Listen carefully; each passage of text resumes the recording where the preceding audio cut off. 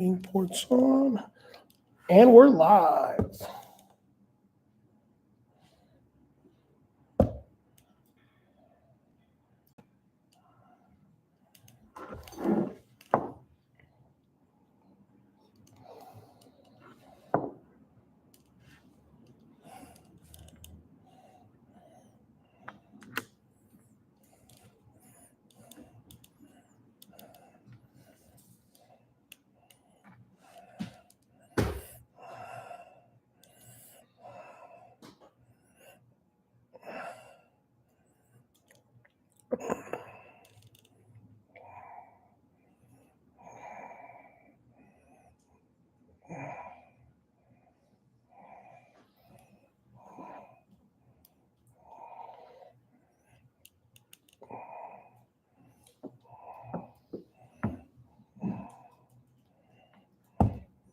And we're back. Another episode of Highly Unoffended.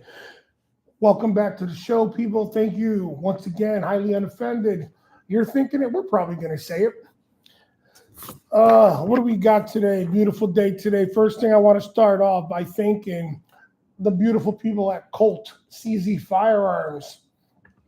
They gave us a hell of a tour the other day. We walked around. I know I must have annoyed the guy because we walked around the whole plant. He had to check, make sure I wasn't pocketing shit. As I kept saying, America. He kept turning around. What? I'm like, nothing. He must have turned around 37 times because I kept going, America. It was just cool shit. So I want to thank all the beautiful staff at Colt CZ Firearms. It was the coolest tour. I never been to Disney, but I got to go see Colt shit. So whatever. So I want to thank our last guest, Jeff Pitchell. Jeff, thank you so much. Always welcome, brother. Come by anytime. Stop hitting my table. I'll kill you. Once again, thank you to our sponsor, Number Juan Tequila. If you ain't number one, you're number two. And who wants to be number two? Never mind that. Today we got a really serious topic in-house tonight. Once again, thank you for riding with us. If you're with us, we have a serious topic today. I got some great co-chairs today. Today in co-chair, like every once in a while, he comes by. We got my brother. You guys know him as White Chocolate or White Boy Tim. He's also a 25-year sergeant, 25 years on the job, crisis negotiation instructor, FBI credentials, New England Crisis Negotiator Association vice president, Central Region Response Team. We also have another 20-year veteran, detective, sniper, dare officer. He's been known to stop in and steal a beer and run out sometimes through the back door. Well, I don't know why. He just likes to steal my beer. That's okay. We got Uncle Tom in the house. He's back. He was here the other night with him. Tim, I think you're bucking for your job. Told him I already got a white dude on staff. Don't need another one. This is not an EOE establishment. All right, brother? This is not an EOE establishment. Tom, how we doing, brother? I love it. Thank you so much. Oh, come on. Always having a pleasure. You guys saw that I put it up a couple of weeks back. Me and Tim quested out to McSorley's for a book signing from a author, keynote speaker, Matt Griffin. He's a former Special Forces rescue swimmer, law enforcement, undercover with a lot of experience. He wrote a book. The title of tonight's podcast, The Journey to Midnight, an undercover officer's path from suicide to redemption. He really cuts deep into this topic of I like to call it disposable hero. That they could use somebody up and then after we're done, hey man, thanks a lot, fuck off, take care. And that shit ain't right. So with no further more ado, Mr. Matt Griffin, how you doing tonight? Man, Jimmy, thank you so much for having me, brother. This is an absolute blessing and so grateful to be here, my man. So yeah, man, Tim, Tom and Jimmy, this is been in the works now for what, couple of weeks, maybe even a month now to get out here. Yeah, well, I had a little IT problem. I wasn't getting the emails, and then when I seen it, because he asked me, he goes, "Hey, whatever happened?" I was like, Yeah. "Dude, I don't know." I said, I don't want to stalk the dude. And then when I find my emails, I'm like, "Oh, dude." Yeah. And that's why I had to hit you. I'm like, "Dude, we got to get this," because we talked about McSorley's. Oh, and before I even move any further, definitely big shout out to Greg and Teresa. Yeah. From McSorley's. Greg, Teresa, thank you so much for introducing us and always opening your doors at McSorley's in NYC. Really teeing this up for us. Yeah, by hosting yes. They definitely teed it up. You nailed that one, Tim. Man, what a great time at McSorley's. That was just awesome to have my the family that never gets a chance to come in and see anything about the book or my life or anything else, and just having Thanksgiving and was the first time that I saw a lot of them again since McSorley's, and my brother-in-law pulled me aside with me, and I never knew any of that stuff. And same thing as we're doing now. I had a drink, and he goes, "Man, I just want to tell you how much I." Yeah, you had a lot of fam in the house that night. That yeah. was cool. We saw your reaction, and that's why we're like, Tim's like, "Jim, you got to get this guy on the show." I told Jimmy, keep this guy in the rotisserie, keep it warm, keep it turned, right? Reach out to him, this one's not going to slip through the fingers. Yeah, and when you said you were interested, and I told you our platform, how we run. I try to tell everybody, dude, if the name of my podcast don't tell you what's up, I'm like, okay, I guess I got to, break it down in a pop-up book form or something for you. I don't know what else I could tell you. Yeah. But and I think today's a great time for it. I think we just had Thanksgiving. And I was talking on. I got so many phone calls today just about this past weekend. And for most people, Thanksgiving is just such a good time. But for so many others, it just brings so much. So many memories, so many different things that revolve around that, between family, between suicide, between trauma, and things like that. And sometimes that time that we spend with our families and sometimes when we have so much trauma, we have time away from the job. That's when a lot of that starts to really creep in, and so it's a perfect time. And on another real tip, Jimmy, this is the 2-year anniversary of the book. That's right. Yeah. All right. So before we pick it up, please, everybody pick up. Yes, you could pick up this book on Amazon. I like to call it Amazing because they got everything. They're freaking amazing. So before we get going and everything, we gotta slam on the brakes right now. Yeah. We like to run a little lightning round because it cuts deep real quick and we get to see what you're made of. Yeah. I ask the questions and you answer them. That's it. And just real talk for anybody that's listening. Like, I have no preparation for this at all. I really walked in and thought I was being led into a dungeon. We ain't that formal, Yep. So, all right. So, Matt Griffin, Yeah. highly unoffended lightning round. You tell me if you're ready to go. Let's go. All right. Biggest weakness, Compassion. biggest strength, Compassion. Whew. Guilty pleasure, Bourbon. Old fashions. old fashioned. Hey, oh, we subscribe to that. A word that makes you cringe, Commit suicide. Ooh. Biggest regret, Not get into the house. favorite band, Favorite band? Oh man, Goo Goo Dolls. Goo Goo Dolls. Okay. Matchbox 20. Either one of those two. Matchbox 20. All right. Mhm. Something you can't do that you wish you could do. Sing. Roger that. I can't hold the note of this shit, I can dance though. I got some rhythm. Really? You sure? You ain't got white boy syndrome? I'll dance right now. You can. This guy said, "I'll dance right now." We'll dance off, son. Talk, walk the walk. Exactly. All right. Circle up. Circle out. Was Humpty Dumpty pushed? Of course. Is it better? Let's see. Laugh with the sinners or cry with the saints? Cry with the Saints. Who's a better actor, porn stars or soccer players? Porn stars. Damn. He ain't go with that. All right. Pretty good. Very good. Thank you. So now we got a baseline on you. Not sure I answered those right, but I answered from my heart. Exactly. There is no right answer. It's just answering them. Fantastic. Let's wrap things up then. That was a good show. That's right. Thank you very much. Good night. But no, where are you from originally? So originally born and raised in Morristown, New Jersey. Born in Huntington, New York, but moved out to Morristown, New Jersey when I was about 4, and grew up, northern Jersey. Nice. And then high school, you got your nice scholarship, right? Man, yep, sure did. Yeah, just playing lacrosse and wound up catching a scholarship to a school called Morristown Beard. And you said by the book it was Richie Rich, and you weren't it. You were not the typical breed. Yeah, I was sweatshirts and sweatpants, and that was blazers and ties. Wow. How was that adjustment? You know, it was interesting because my dad pulled me aside, and we didn't make a lot.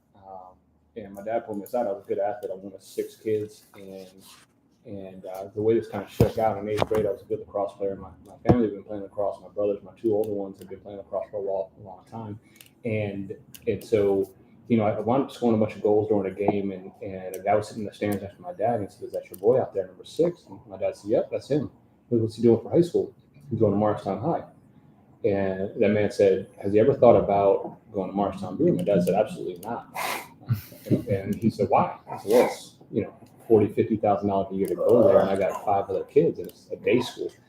And he said, "Well, what if Matt had a scholarship to go there? Would that interest you?" And so that man's name was Finn Wentworth, and Finn's a part of the Brooklyn Nets and career philanthropist and an alumni to Morristown Beard. And I'll remember it like it was yesterday. I come home that night, and my dad calls me down to the dinner table after the dinner's over. They were just having coffee, whatever.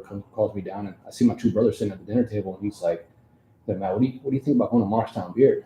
I said, "I got no desire to go there." I said, "Why would you even ask that?" I said, "I want to go to school with Morristown High with all the people that I grew up with." I said, "The Morristown Beard kids we don't really get along. They don't look at me the way that my friends look at me." You ain't one of them, right? I'm not in that circle, and I'm not part of that group and that clique and those things. I don't drive nice cars. We don't have those nice things. I said, "Dad, why would you want me to go there?"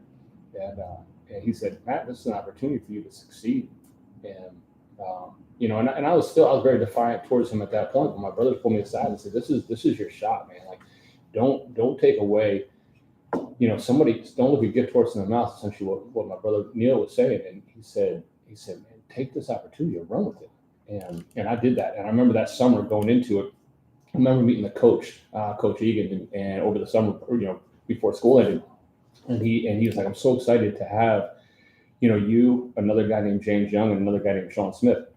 So we were the first in 1993. We were the first scholarship class to come into Morristown Beard, and still to this day, I'm so proud of that aspect of it. And so, there's a lot of bad things that happened in Morristown Beard, but there's also a lot of good things. But being part of that first scholarship class, I had no idea what I was walking into, and I worked my ass off over the summer, lifting weights, getting faster and stronger and everything else. Because I wanted to start varsity so bad as a freshman, and I always say, man, like this is where my first undercover operation, started. It was my first op, and I remember walking to school and it's funny, man. I was working on the screenwriter. I don't know if you guys check my social media, but I posted a picture the other day because I was working with my screenwriter, and he said, "Man, I was doing some background on you at Morristown Beer, and I found pictures of you on their website." I said, "Come on, man." He said, "Yeah, no, I found pictures of you." And if you look at my social media, or if you look at Morristown Beer's page and you find me, you'll see how bad I didn't fit in. It's so clearly obvious. I said, I have a shirt on that's mismatched. I've got literally like a magenta striped shirt with like a red tie. Wait, what year was this? This is 96 that I took the picture. Okay. And I look terrible. And I look at that now and I'm like, oh my gosh, it's so clear as day to me.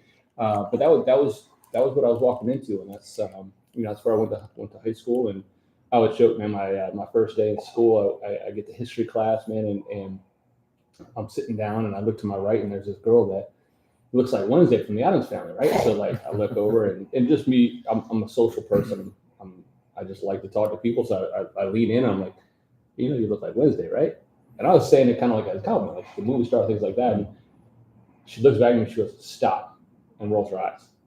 I'm like, okay, like Beat it, loser. Like, okay, I'll just kind of opening up a conversation. People say I look like somebody. Oh, thanks for the compliment or whatever. Especially if it's a movie star. So the guy on my left, I look over. I said, "Man, like Wednesday, right? Like that was Wednesday. Like, am I lying here? Or, keep me honest.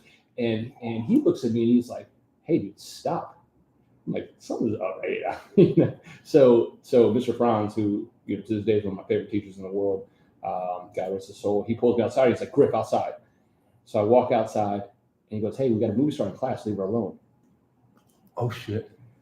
That was Christina Ricci on my right hand side. Come I on. shit you not. Oh, shit. So that's Christina Ricci on my right hand side. Here's the kicker to it. The guy on my left, who I said looks like Christina Ricci, Jamie fucking Siminoff, owner and creator of Ring Doorbell.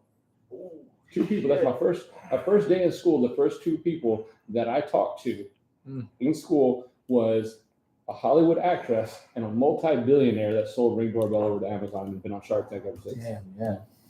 Ring doorbell. Yep. Damn. Yep. As a matter of fact, James connected with me on social media, and every now and then we connected, and he'll actually respond. You told him to stop. Yeah, I'm like, bro, see, like we had it back in the day. So. Right now they're saying, I went to school with Matt Griffin. Let me tell you a story about Matt Griffin. Exactly. Yep. Jesus. Mm-hmm. But there goes the slam, and I'm gonna stop. But yeah, and when I say my first undercover operation, I say it for a reason, because that's when I learned that life wasn't fair. You had to switch it up on there. Mhm. You had to switch your game up. Yeah. There's an old saying in the rap world from our boy Rakim. It said, "It's not where you from, it's where you at." Yeah. And you got to switch it up, right? Yeah. And I learned, man. I said, this is the first. I look back now. That was your first That's performance. the first performance. It's the first time that I was running an undercover op, because I wasn't them. I didn't fit in with them. I didn't drive the same cars. I didn't have the same bank account, but I had to walk like that. I had to talk like that. I had to see what made these type of people click. And I don't say these type of people in a bad way. They were different from just you. different from me. I never grew up in that aspect and had those things. And I learned that life isn't fair, and I say that with all transparency, man, because it's not. And if you think it is, it's not. And I learned that first early lesson.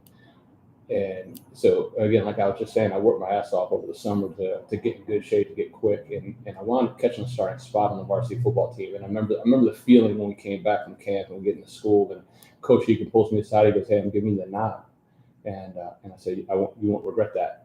And so it's Wednesday, Friday Night Lights is coming up on Friday, and man, like the buzz around the school. We got scholarship kids in here. We got some ballers. We got some players. Man, kids are excited. We got our rivals coming into town for Friday Night Lights, and on Friday. So the way campus was laid out, it's a lot of different buildings, and so I start walking down to where the gymnasium is.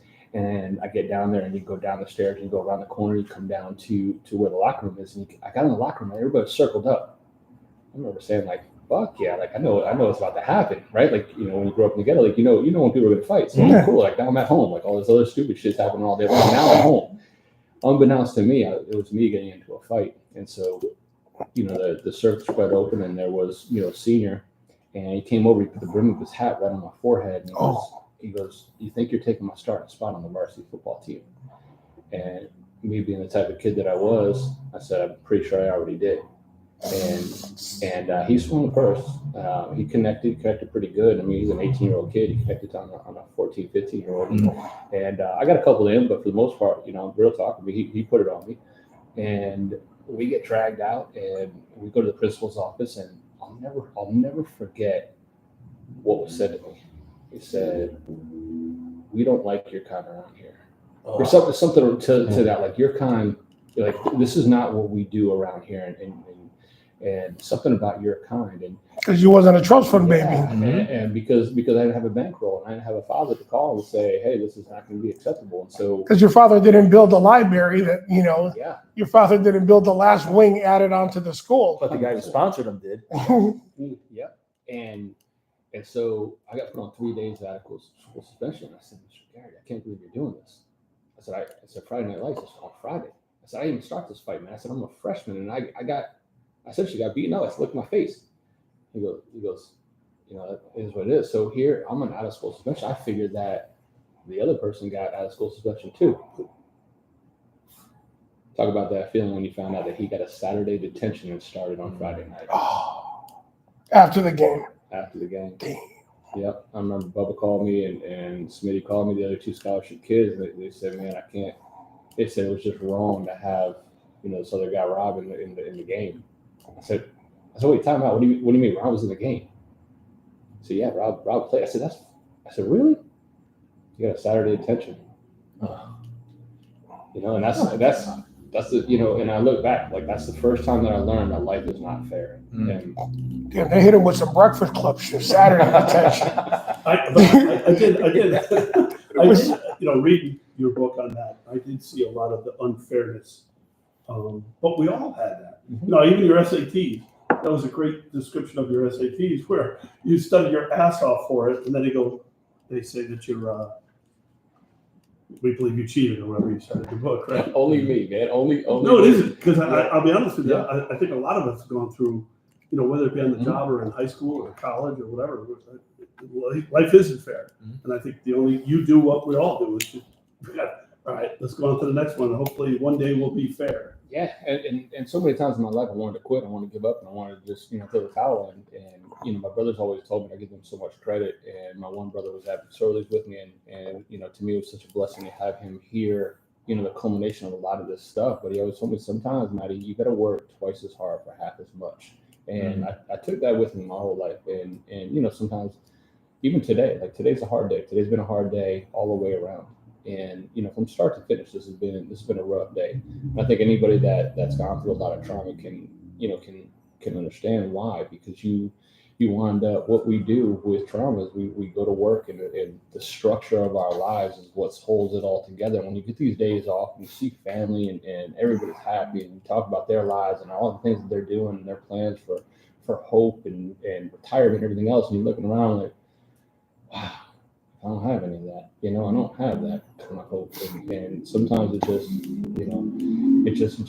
weighs on you. But you just got to remember, sometimes we got to work twice as hard for half as much. And that's okay, because I'm going to work 4 times as hard to get what you've got. And then when you're done, I'm going to keep going. And Hustle is everything. Hustle is everything. Yeah. What do you say? Your brothers say, when they throw you to the wolves, come back leading the pack. Yeah. I love that. Yeah. I love Those that. If they throw you to the wolves, you come back and you lead the pack. Yeah, I love And the moral of that story is he told me that as I was sitting at home on Saturday, and I didn't want to go back to school on Monday, and so this stuff that's not in the book. But on Sunday, I pulled my dad aside. I said, "Fuck that, man! I'm not going back there. Like, these people don't want me there. I don't want to be there. I didn't want to go there in the first place. Y'all talking me into doing this. I don't want to be there. Just put me over at Morristown High. I will succeed at Morristown. I'll be a good athlete. These kids know me. The coaches know me. My and To be drama free. yeah, coming home. and I can just go about my life. And I said, why do I have to go play these games? And my brother pulled me aside and he said, if when they throw you to the wolves, you return, you lead the pack. And that's what I did. That's what I did when I came back to school on Monday morning. I had a brand new outset. And again, at the end of the day, you got choices to make. I'm not trying to be, cliche or whatever you want to call about it, but you have a choice to make. And at 15 years old, I had to say, you know what? Yeah, you guys aren't going to break me. And I worked too hard for this starting spot. And that's the last game that I didn't start in my high school career. I started every other game for the next 3.5 years. I was going to ask you if that kid stayed on as a starter for the rest of the year. He did not. I took my starting spot back and never relinquished it again. And then I learned how to play the game. And that's really sometimes what it's about, is learning how to play the game and learn, you're going to get put in situations where people are going to stack the cards against you, but learn how to play the game. And, so when we talked beforehand, like the cards were stacked against me in that situation, and it beat me up. And I look back at that situation that we talked about beforehand, and I always feel like I didn't play the game correctly, and I should have known better. Knowing after Brian died that people are outgunning, and when that happens, you got to make sure your head's on the swivel. You got to play chess and not checkers. I thought it was really cool though. Even your book that people don't notice. You have the journey to midnight, but then you also have the undercover officer path from suicide to redemption. Redemption is what delivering you from evil. Yeah. So your redemption came back there even in high school. If you think about it, you just said you started after you learned. Yeah. You were pulled from evil, and you did the great things with it. And, Yeah. Your book definitely. And the cool thing to fast forward a little bit with the book was, so when I wrote the book, it took me about 18 months, and I was writing chapter by chapter. And so there's a lot of trauma that came into writing the book. And so, and so I wound up, leaving law enforcement in 2017 and training law enforcement on a bunch of different undercover operations and things like that, and wound up doing that. But I wanted a clean break from law enforcement. I just didn't want to do it. So I wound up selling concrete in New York City. But I forgot who runs the concrete industry in New York City. So I wound up. You ain't got to know vowels at the end of your name, Griffin. Back up. Stay in your lane. But I also got to remember where I'm at here on this podcast. And I wasn't happy. So I remember I was flying out someplace, and I talked to Brian a lot. Well, I'm sure we'll get to Brian, and I talked to him a lot, and I see his numbers a lot. So his dad's number is 111. So I see the time on the clock a lot. I see different things. So I always talk to him about what's going on in my life. I said, Brian, if there's another opportunity out there, man, I'd love to chase that down. And I said, if I can find another opportunity, I said, I'm going to write our story down. And, and that's really what happened. That's how I got the job with Axon. And so I promised myself that if I got that job with Axon, that I was going to write for 2 hours a day, Monday, Wednesday, and Friday. And I was going to write every flight that I was on. So if no matter where I was on the flight, I was going to write, and I was going to write for the entirety of the flight. And then whatever hotel I got into that night, I would spend an hour just going through whatever I wrote. And I held true to that promise. And the book came out, it took me about a year and a half. But so what I was saying about the moral of that was I was writing a chapter at a time, right? Okay. And so here's the crazy part about it. I never read the book all the way through until it was done. And so I didn't read page 1 to page 287 until the end. I was chapter one, delete chapter 1, start all over again. And and anybody that writes a book knows that you'll write this down, you'll go through it, and then you'll read it like that fucking sucks, and you'll delete it so you don't have access to it, right? Because if you just change words and change sentences, you're like, that's not what I wanted to say, that's not how I wanted to say it. And so I did that for all the chapters. And so I finally read it after we got done, and I look back and I look at the lessons that I learned at Markstown Beard and everything that happened to me there. And if the things that happened to me there between drugs and fighting and life not being fair, that shit didn't happen, I would not have survived the undercover world without a shadow of a doubt. I didn't understand. I wouldn't even got into the undercover world because and I'm not sure if this is in the book or not, but one of my sergeants in Virginia Beach, when I got there, I was on the passenger side of the vehicle, and I looked into the cup holder. I was, because they assigned two cops every traffic stop. So Bert gets up on the traffic stop, and I'm backing him up, and I shine my flashlight at it. In the cup holder, there was half a McDonald's straw. Anybody that's been in the game and the hustle, and again, there's a lot of designer drugs that we were around early on. I would never have had that experience if I went to Morristown here. Would never have that. And I said, Bert, you got to pull him out. He said, what? I'm like, Sarge, pull that dude out, man. He's got blow on. No, he doesn't. I said, he does. I'm telling you. He goes, why? I said, just pull him out. Just do me a solid. Just pull him out. And so he pulls him out, and I come over around on the side. I pat him down. He's got a ball in his pocket. And he's like, how did you do that? I said, man, he's got half of a straw in a cup holder. So what do you think that's used for? In there, yeah. It was in the book. Yeah, it was in the book. Oh, was it? Okay. Okay. Sometimes. It's still a good story hearing it from you. But yeah, and that's how I got my role into the undercover world, because Bert wound up advocating for me to be one of the youngest undercovers in working with that incident, that episode. Yeah. And so that's really kind of what started the whole flow of me focusing on narcotics and being good in that game and that hustle. There was a part in the book that really struck me, and it probably you too, as much as you talk about the police, how we're a tribe. Mm-hmm. And I think when I left police work, I was really fortunate. I went for a big company, and I did security for schools. Okay. Asa Abloy, which was Corbin Rustwin and all the locks and access control. Huge ass place. Yeah. And learned a lot about that. But I felt like I was missing something. Mm-hmm. I stayed in touch with all the cops and all that stuff, but it's something different when, the statement, it wasn't in your book, but I thought of it, was like, when you're there, you're the best. When you're gone, you're a pest. You call. I like that. And, you call these guys, when you're on the job, you're great. Now they're like, oh, you want something? you do feel that a little bit, but I really You're felt entirely like right. you gave me the Because you think about it, at the end of the day, they think that you're calling for a favor, exactly. and it's like I I don't need anything, I man. don't want anything, man. No. I just miss you. I want to see how you are, and it's so funny, man. I wound up, I stayed in contact with, I would say, two at best, from Keene Police, where I grew up, and Ben being one of them, and he's the one that saved my life, and then Mike O'Donnell is another one. He's our canine officer right now, and Mike's from Staten Island, and just we've had a love-hate relationship our whole life. He's like that little scrappy dude that wants to chest up on every 6'8" person and they gotta go save his life. But it's so funny how that works out, because I had the same thing, because we had a whole group of us. Yeah. And at the end of the day, when you come back around those circles, like we do fantasy football every year, and you come back in those circles, and it's just they look at you so differently, and that's one of the things that I think we struggle on, and one of the things that I talk about a lot in my speaking is that the identity and the role piece of it. Because here's the trauma behind it, and I gotta stop using the word trauma, but here is the nightmare behind it. We all work for that pay in our pension. Right? Like, real talk for a second. Yeah. All we want at the end, especially at the end of our career, we just want to get to that date. I can't count the It's number. that lotto ticket. 100%. I just want that pay and that pension. I don't give a fuck what you got to do to me. I'll take whatever test you want. I'll write whatever tickets you want me to do. We call them RODs, retired on duties. We just want to get to that pay and that pension. And here's the problem with that. The life expectancy of a police officer after a 25-year career, 18 months. 18 months. Sigma Tactical. You still got time, man. Yeah. No, I already beat it. Oh, I'm already playing with house Yeah. money. I'm at 20. Sigma Tactical just released a study that the life expectancy for a police officer is 56 and a half years old after a 25-year career.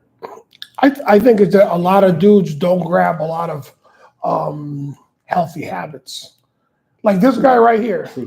This motherfucker's out fucking walking in snow at 4 a.m, taking pictures of this, taking pictures of that. This guy's always hiking. He's a lifestyle. And, You're just saying that it's obvious. But yeah, I just seem like a lot of guys, they pick up the heat. I got to kill that. I see a lot of guys, they get a lot of bad habits. And, the objective is to, they pimped you out for 2025. We're supposed to pimp them out now. Well, your adrenaline glands are shot. You didn't sleep, especially undercover. Your life gets thrown upside down, and all of a sudden you're done. But you know what? You wonder why your fight or flight is out of control. Why you're not sleeping? Why they put you on sleeping pills? Hey, you don't feel good? Take this pill. Take this. Look, I'm 62. I'm retired. Just about 20 years. I'm still active in police work. I just started a PAL program in Weathersfield. I'm really big into it. I'm really big in still training, as you know. That's what I was going to talk to you about, policecombat.com, and Jimmy has his too. We have another training website. There's so much good to be done. We got Charles Barbieri today. He's sitting on the couch chilling from Force Science. He has been here. I forgot the episode number, but he's a friend of the podcast. He's here chilling, sipping on a water, Quiet ones, you taking gotta watch it out in. for. He's He's lethal. That's Charles Barbieri from Force Science. It's the quiet ones you got to watch out for. Exactly. But I do think that, that the whole vibe and tribe and where we really should be picking ourselves up. Mm-hmm. And that's what hit me about your book. The biggest thing I felt with the book is, how do we correct the injustices that happen to cops? And I don't want to say it like that, but how do we fix it? Because I love the fact that you said, and we've all of us have been there, is that all of a sudden you don't feel good about something. You saw, look, I had probably 6 or 7 people commit suicide in front of me. I had people die in my arms. I had a guy set himself on fire in his car, and he chained himself to the seat of a truck. That's commitment. But when the doctor said to me, we have PTSD, I said, you're full of shit. I don't have anything like that. And what we just talked about is that I said it so nonchalantly when he asked me, did you ever see anybody commit suicide? I'm like, yeah. Did you ever see anybody dying? Yeah. When he said, well, the way you're answering, most people don't see that shit, right? So what I loved about it is how do we fix it to get administrators, to get people? Do we have a mandatory? I was saying to Jimmy earlier. What is it? Every week, once a month? Do we have full-time staff that just goes and talks to Matt? Hey, Matt, how you feeling today, brother? No, I'm good. Now you have a relationship. You know if Matt's off or he's on, or you see the logs that he did a shitty call last night. I myself, I say it's an HR problem. I always say the reason we got a problem with today's policing is because it starts with HR. I said it earlier. You're hiring GPA babies. Just because somebody he's been on the dean's list and the dude's never gotten anything less than a B because, he's a bubble rat. I call them bubble boys. They get hired. You got a good kid. He had a couple fights in high school, whatever. Oh, we can't hire that dude. He's going to be a problem. But you hired a kid who, number one, has never been pushed. The last time he hit someone was with a friend request on Facebook. He's never had a fucking minority friend. The last time he's seen a black dude or a Latino was on TV, but now you're putting him in an urban setting. He's scared of those people. He's scared of those people, and but that's okay to be scared. Jimmy. But no. But I'm talking about he's never dealt with these people. So when they hear, a certain person, being, oh my God, they're out of control. No, he's not. That's the way those people talk, bro. They're just loud fuckers. Yeah, I still go back to. But hold on. I still go back to is how you take that trauma and then what you do with it. So I don't care if they're GPA babies or. Oh no, but like I said, with the HR thing, it's look at all law enforcement. Mm-hmm. It starts with HR. But if you could have one, boss, not even HR. If I tell my boss, hey, I don't feel good about that. Yeah. I don't feel good about myself. I wasn't sleeping last night. I didn't eat for a week. They're gonna go, hey, give me your gun. How bad is it in law enforcement that one cat, if he don't like you or you tell him something like that, guess what? They're gonna put you on a glass shelf till your ass gets numb. Yep. And that's how do we fix that? You hit the nail on the head, Jimmy, right there. Mm-hmm. Thank you very much. It is one of the only professions in this world where one person has a direct impact on your morale. And I've been in corporate America now for the last 7 years, and it's the only place that you're going to see where one person, a chief of police, has such an impact to affect the morale. And Tom, you're right too, right? It doesn't matter if you're a GPA baby or bubble baby or whatever it is. Trauma's still going to hit. Trauma's going to hard. But on Jimmy's point too, you take somebody that's never been in that situation, and they've been told for the last 3 months in the academy to be strong, to be tough, to be that alpha male. They're not an alpha male. They're not an alpha female. And they get put in that position. Are they going to cower? No, they're going to try and jump, and they're going to try and be over aggressive. And that false bravado. And then they jump, and next thing you know, they get punched in the face. And everybody, like Tyson said, everybody's got plans. They get punched in the face, and then everything comes off your belt. And next thing you know, we got a yard sale of nonsense, and now and now we have cameras and we have body cams and everything else, and now you got an 18-year-old kid that had no knowledge coming into it, and now he's going off to prison.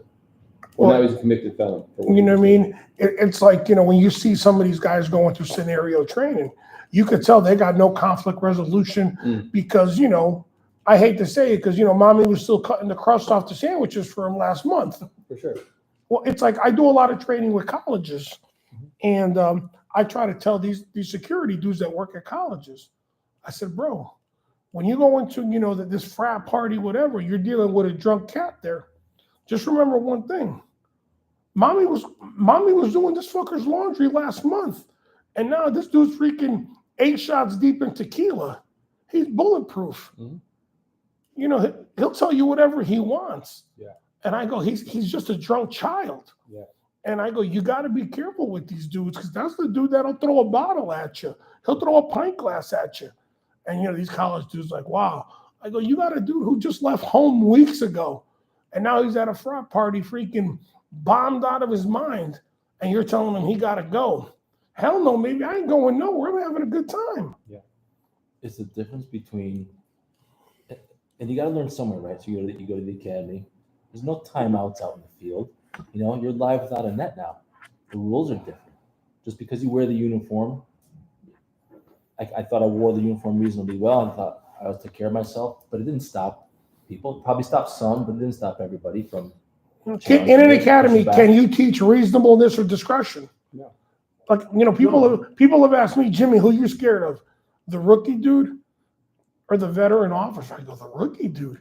I go, man, I know that dude ain't going to give me a second of leeway. I said, I think if I talk to a veteran dude, I'm going to be all right. And I think I've done well talking myself once or twice out of situation. I think I'm okay. See unpredictability about what he brings in, his background, his life experiences to the job, and now to circle this all back to what Tom was saying and what you were saying, Jimmy. Now you take those two, and what you have is a recipe for disaster, right? So you take the exact same younger officer that we're talking about, and you combine them with somebody that's never seen trauma, never seen a dead body, never seen suicide, never seen somebody pull the trigger and see, the backside of somebody's head be blown off, but they're trained from an early age in police work from the first time you walk on the job to say, like, you're not strong enough to see it. This isn't the job for you. Mm-hmm. And now you have the absolute recipe for disaster. And that's the problem with what we're seeing in law enforcement today is you take that mentality with the lack of training, the lack of education, and the lack of mental health preparedness that they give. And again, it's a recipe for disaster. And that's what we're talking about, man. Like, that's the shit that we can't continue on, because the profession that I'm so proud of, right? And when we talked before, like, that's why I'm so proud of what I've done in law enforcement, and I know we all are. And that's anybody listening to the show. If you've won the badge for 10 seconds, you're so proud of what you did because you made it through the academy. You made it through these different aspects of life, and you sacrificed pay and family time and football games and everything else. And to see where it's going today, it's devastating to the persona that who you disheartening, are. disenchanting. But your statement in the book, and I heard it from my sergeant. Suck it up, Buttercup. You're not strong enough to see it. This isn't a job for you. You ain't about this lifestyle, son. You know what? First Home Depot's hiring, fucker. Home Depot's hiring. Yeah. Is a CPR call. Yeah. I remember. The sergeant guy threw up in my mouth. And the sergeant looks at me and says, keep going. Same guy that a head got blown off, and he made me go check through the room, check his pulse when the shit was dropping off the ceiling. And that was funny. And you look back at it now and you go, how effed up is that? So that's my point right there, is that's what we need to change. The culture is never going to change because we just said we're a bunch of, cavemen sometimes, and we got to suck all this up and we're fine with it. Well, it isn't fine. And that's what we need to do. We need to come up with some specific, targeted, somehow where it doesn't offend everybody. That's the question of the day right there, Tommy. Hit the nail on the head. Everybody knows that there's a problem, but nobody knows what to do about it. Well, that's what we got to figure out. Yep. You wrote the book. You got me thinking about it. How many other people can we take with this book, just between the four of us here, the five of us here, and we get this message out and say, look, there is people. We're not pussies. We're not saying it's no, you got to just live with it. No. You know what? Talking about it is probably the best thing. Finding a Matt Griffin for me was finally that part of I was missing something, and it was the tribe. Well, look, Matt, we were talking about it the last show. I bought a smoker. Okay. I don't know. I don't got no business buying a smoker. I bought a smoker at Tractor Supply. I know you're looking at me. You're like, next to the motorcycle. So I bought a smoker. I wanted to try a bunch of shit, but I'm like, I'm not gonna buy a bunch of shit by myself. So I gotta buy a bunch of cats that'll come over and help me out. So I made jalapeno poppers. I made a brisket. I made beef burnt ends, and I invite a couple heads over. I invite Uncle Tom, and I tell Uncle Tom, hey man, we went to New York City, me and Tim. We met this dude. You got to get with this guy's book. So Tom's like, send me the link. I'll buy this guy's book. So he calls me up 2 days later. I read that guy's book. If you get him on your show, you got to invite me. I'm like, all right, if I get him on the show, I'll invite you. And that's why he's like, oh, you got to let me come to the show. I'm like, I'll let you know. And I knew, like I said, he had to connect with you because. Well, the backstory is one of my first podcasts was Jimmy had me on here, and he was amazed at being old as I was, and I went back I went to Southern New Hampshire University. Yeah, okay. I got my degree because I really, really wanted to help out first responders. I feel I'm really good at it. I don't mind talking to them. I'm never going to judge you by what you tell me, and I'm no longer a police officer. So you tell me something how you're feeling, I don't have to run to be a boss anymore and say, hey. Mandated reporter. Right? So I went to a lot of classes. I did a lot of things. I'm still helping a lot of people, but I don't want to be the first guy out when they say, hey, this guy is really suicidal. We need you to come. I don't know him. I haven't had a rapport with him. I know that I could probably talk to him and have a good time, but I don't want to bring back my own shit. So talking to a friend or learning to be a friend, to be a good listener for them is my goal with that. You're never going to make money, and I'm not. I made my money. I'm good. Yeah. Like I do real estate now, and I have a couple other investigation companies. I do well. And Tom, here's the thing. When I started this, down this journey, no pun intended, but when I started down this journey and I started doing the public speaking, people would line up after the show and they would buy the book. And they would line up, and this just happened down at a trauma conference just a couple months ago. And I had, the guy next to me, Mike Laidler, is just a phenomenal speaker. He's sitting next to me. He's like, man, he's like, they're lined up at the door, and this is Liberty Call. Like this, they're done. They're off. And he's like, they're still lined up waiting. And I said to him, because I learned this about a year ago, they weren't lined up to buy my book. They were lined up because I empowered them to say it's okay to not be okay. Mm-hmm. It's just not okay to stay that way. So they were lined up to say, hey, Griff, I'm struggling too, man. Like, can I get 30 seconds to tell you how I'm feeling? You got them lined up like Colonel Grossman, baby. And they just wanted to spend. They would stay there for hours afterwards just to say, hey, I went through the same thing. And again, so I don't know if this is the answer to your question. I don't know if this is the answer to the culture or whatever. But the thing is that it's not about a book. It's not about this, that, and the other. It's about empowering young men and young women that are in this profession to make them understand that you're going to see so much shit in this profession, and you can't keep it in. It's going to hurt you. There's nobody sitting at this table or in this room that's not been hurt by the things you've seen.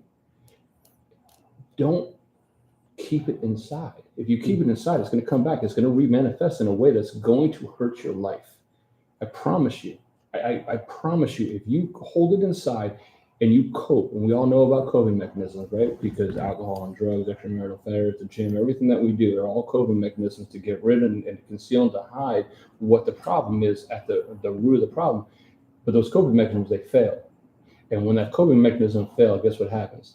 That trauma that we've shut down so deep, it's going to remanifest in a way that we don't want it to. Mm-hmm. And that's when the video camera comes out, and that's when the felony charge comes out, and that's when the divorce happens, and that's when the unraveling happens, right? And so the deal is, I think, for me, I had to realize that people weren't here to buy the book. They didn't give it, maybe they do, maybe they don't. It wasn't about the journey to midnight. It was about somebody being on stage, being vulnerable enough and being man enough to say, I have no problem crying with you.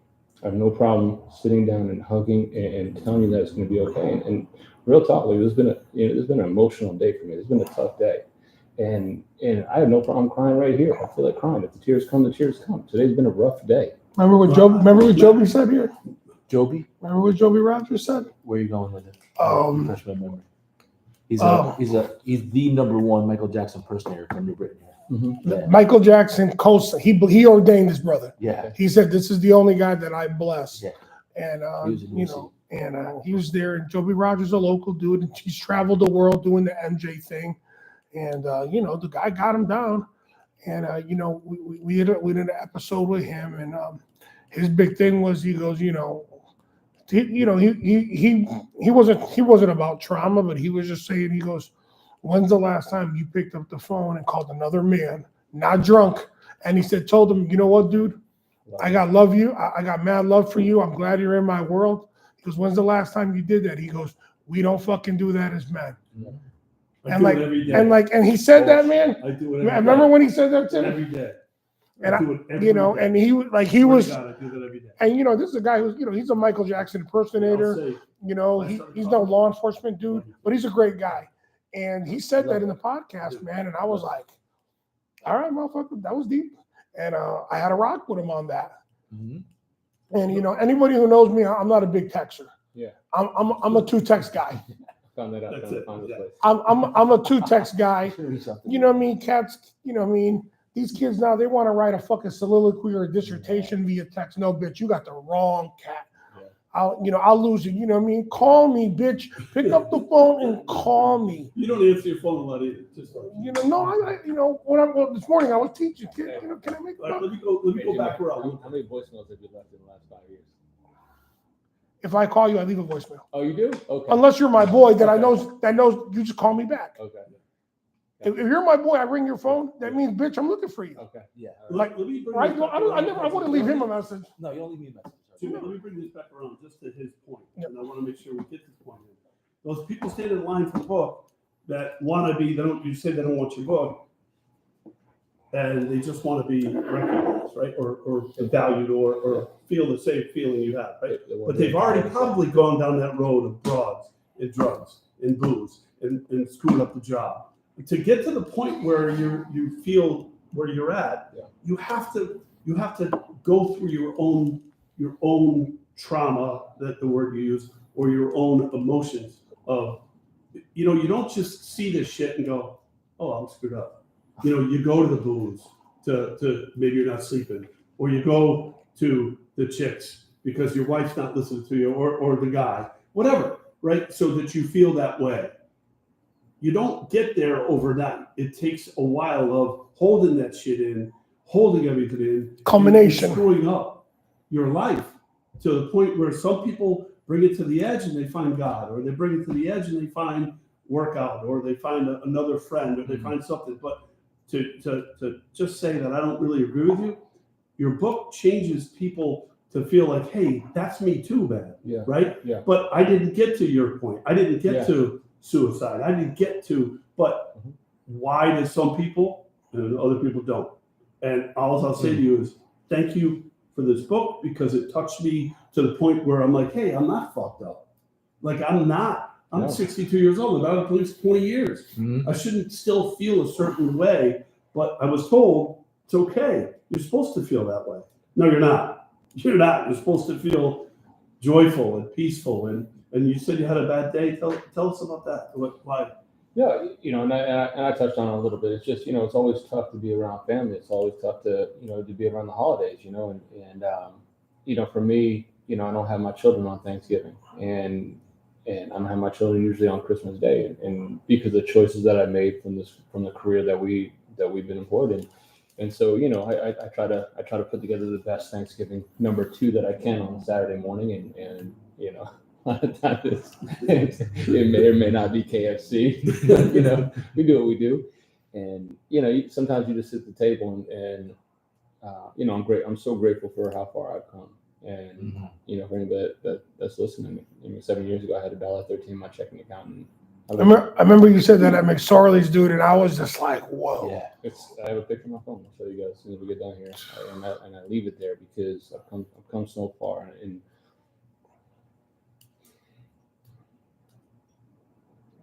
and I sit there at my kitchen table, and I know that this isn't the best Thanksgiving meal, and I know that they already celebrated the best Thanksgiving, and I know that I'm behind the 8 ball when it comes to it.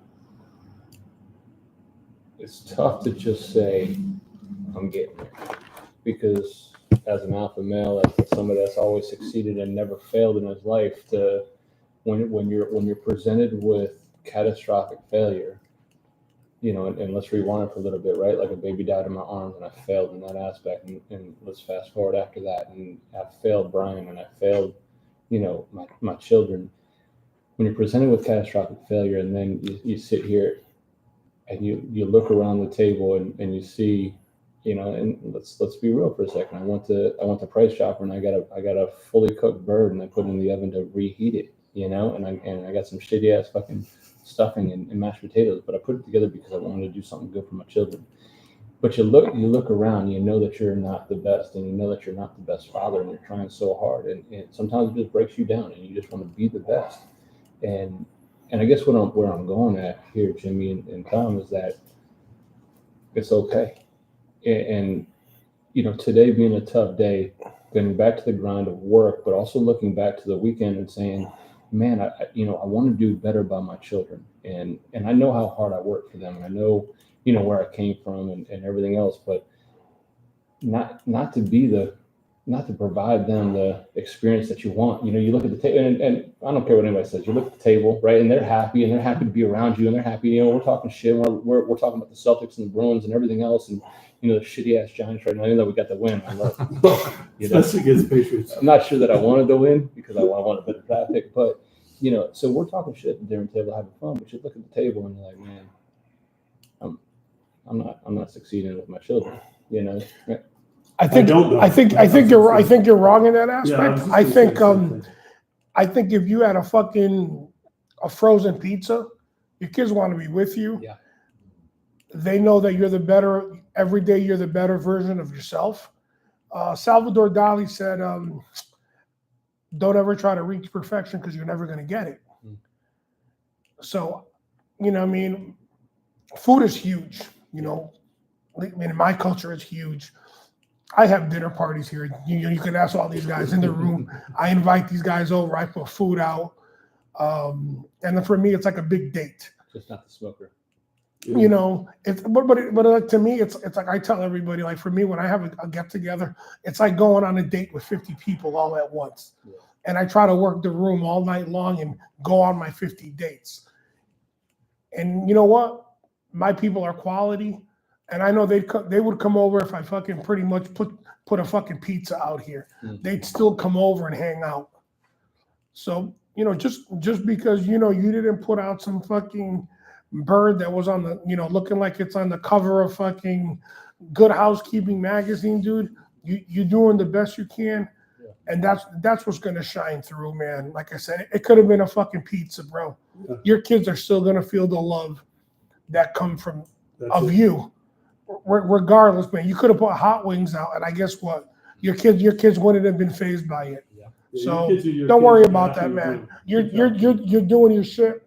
You're making it happen.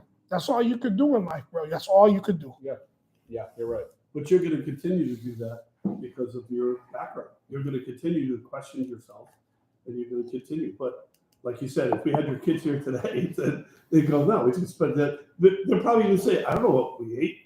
I don't give a shit. Right. You know, they're going to just say, I love my dad. And you know, just to have that is and it's interesting, you know, I mean, we rewind 12 years ago, not 12 years ago, 6 years ago when I went to lead the police department. And, you know, that story is in the book as well. Probably the most empowering moment of my life was leaving the police department. And I hate saying it like that, but that was the moment that I said, I'm making myself a priority. No matter what happens, I'm going to trust myself. And I got that strength from my 12-year-old who's now 18 down at Florida Tech, and we just got him off to the to you know the airport in college last night. But I remember coming home to him on a Tuesday night, and I said to him, I said, "Are you okay if Daddy's not a cop anymore?" And I didn't know what he was going to say. You know, he's 12 years old, and he's so proud of like the cornrows and the tattoos and all the shit that I've done. And, you know, and he brags to his friends. I knew he was bragging to his friends about Dad being that UC and everything else. And I'll never forget the way he looked up at me, and he just said, "Daddy, I just want you to be happy again." Oh, perfect. And that hit me so hard. Mm-hmm. And moments like that is where, you know, and where I was at on Saturday. And, you know, we go around the table. So we do a lot of real talk, you know, as a man. I got 4 boys, 18, 16, 12, and 10. My 12-year-old's autistic, and he struggles a lot in life. So anybody that has some extra prayers, man, I would gladly accept them. We got you, brother. We got you. His name is Caleb, so you can send some prayers for me. We got you, brother. You know, we go around the table. We say what we're thankful for, and you know, and it's been obviously a great year, but a challenging year. And anyway, that doesn't, you know, one of the scariest days, one of the most empowering days, right? So let's go back to the round table to begin with, right? The most empowering day of my life was when I left the police department. The scariest day of my life, I should have said, was when I hit the publish button on my book, because you put your life out there for anybody at all, you know. And now let's rewind to the conversation that we had beforehand, right? When you put your life, it won't, but you know, but this is healing for me. This is healing for me. Now, when you put your life out there, you allow people to comment on it, and you allow people to have an opinion on it, and whether or not you're big enough and strong enough to accept those opinions from other people is a big deal. The scariest day of my life was when I hit the publish button on that book.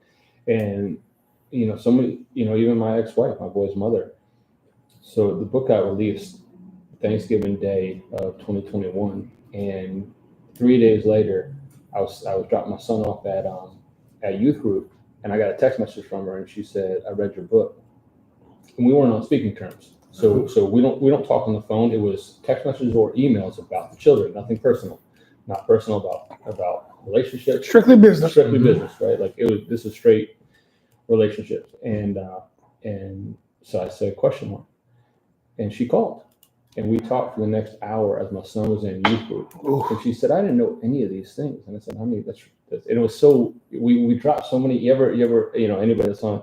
Once you've been married to somebody for so long, you divorce, but then you have a relationship about your children, you wind up slipping and saying "honey" or saying like "baby," or saying, and then you catch yourself, and then you start to laugh, like "I'm sorry that I said that," and they slip, and then and so she said, "I didn't know any of that stuff," and I said, "Well, the fact of the matter is, you asked not to know that stuff. When I did the undercover thing, you said you didn't want to know. You said that you understand that my life is dangerous and difficult, but you don't want to worry about it, so you didn't want to talk about it." And so, so here's what I'm saying is that you got a decision you can make, because secondary trauma is real. And it's a choice you're making. I'm not saying one way or the other, right? It's the magical crossroad, and I don't have any. I can only tell people what happened in my life, and I can't, tell you which way I would go. But if you tell them, there's trauma there. If you don't tell them, there's trauma there, and so you have to make a decision. But either way, I would have a conversation about your decision, and we didn't have. And all I can say is that Ken and I, we didn't have that conversation, and we didn't have that conversation until I hit the publish button on our book, and she read it all the way through, and anybody gets a chance to read through the whole chapter in there about my ex-wife and how much I love her. And I take full responsibility for my divorce. Real talk. You definitely do it there. You definitely, you ain't pulling, Your book, you divorced wife, know. I thought she was a beautiful person. Yep. And as men sitting here at this table, I will tell you that 100% of my divorce is my fault. And, and I say that because I forgot who Matt Griffin was. I forgot that Matt Griffin was a father. I forgot that he was a husband. I forgot that he was somebody that had value. I thought CJ Davis was so much cooler and better and everything else than Matt Griffin. And imagine coming home on a Friday night and you got date night set up, and you lay out all 4 phones on the table, and your wife, who's been taking care of the children all week long, is so excited for this 2 hours that you're gonna get to just have this 1-2 hours. And what are you doing? You're managing all 4 of those phones the entire 2 hours. And I look back and I say it all the time, especially to the younger recruits, man, just shut that shit down, right? When that switch, when the badge comes off, whether it's for your shift or whether it's for your career, make sure that switch goes off. And when I say that in a way, because you got to be in love with something outside of this job. And I'll say that till the day that I'm died. If you're not in love with something outside of this job, it will eat you alive. I remember coming out of the academy and listening to the radio on my time off. I'm sure you do the same thing. I'm sure we all do the same thing. Like, you listen to the radio, like, that's a hot call. I wish I was there. I wish I was on duty today. And it's interesting. If you don't love something more than this job, it's going to get you. Consume you. Yep, it absolutely will. And we're talking about pickleball.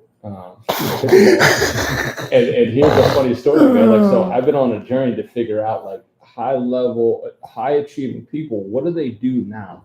And so a year ago, I was in Scottsdale, Arizona, and I got the opportunity to talk to Larry Fitz, and I got the opportunity to ask him a question. And I said, Fitz, I followed your career. I've watched everything that you've done. I said, you're not him anymore. What do you do now? I said, because you got to have something, like something's got to fire you up every day to get out of bed. And he said, he looked at me, and he looked at my name tag, and he said, Griffin? I said, just Griff. He goes, I play the shit out of some pickleball. and he continued on, right? Because I was gonna throw the red flag on and say, absolutely not. There's no chance. He goes, listen, I'm gonna tell you, 2 days ago, there's a 60-year-old woman or 55-year-old woman, I can't remember the age. He said she had a slice on her serve that I couldn't return the ball, and it drove me mad that I couldn't do that. He goes, I play pickleball probably 2-3 times a day, and it fits. If you're listening, man, you know the story's true, bro. You know it's true. So whether or not you're returning that serve or not now is a different story. But he said, I love playing pickleball, and George W. Bush.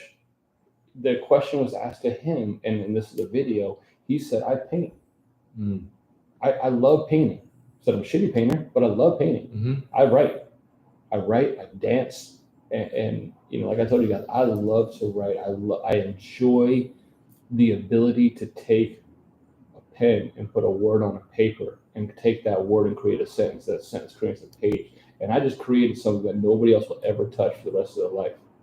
And when I dance, y'all may look at me like I'm a bearded white dude with no rhythm, but what I'm doing is my dancing. That's my soul.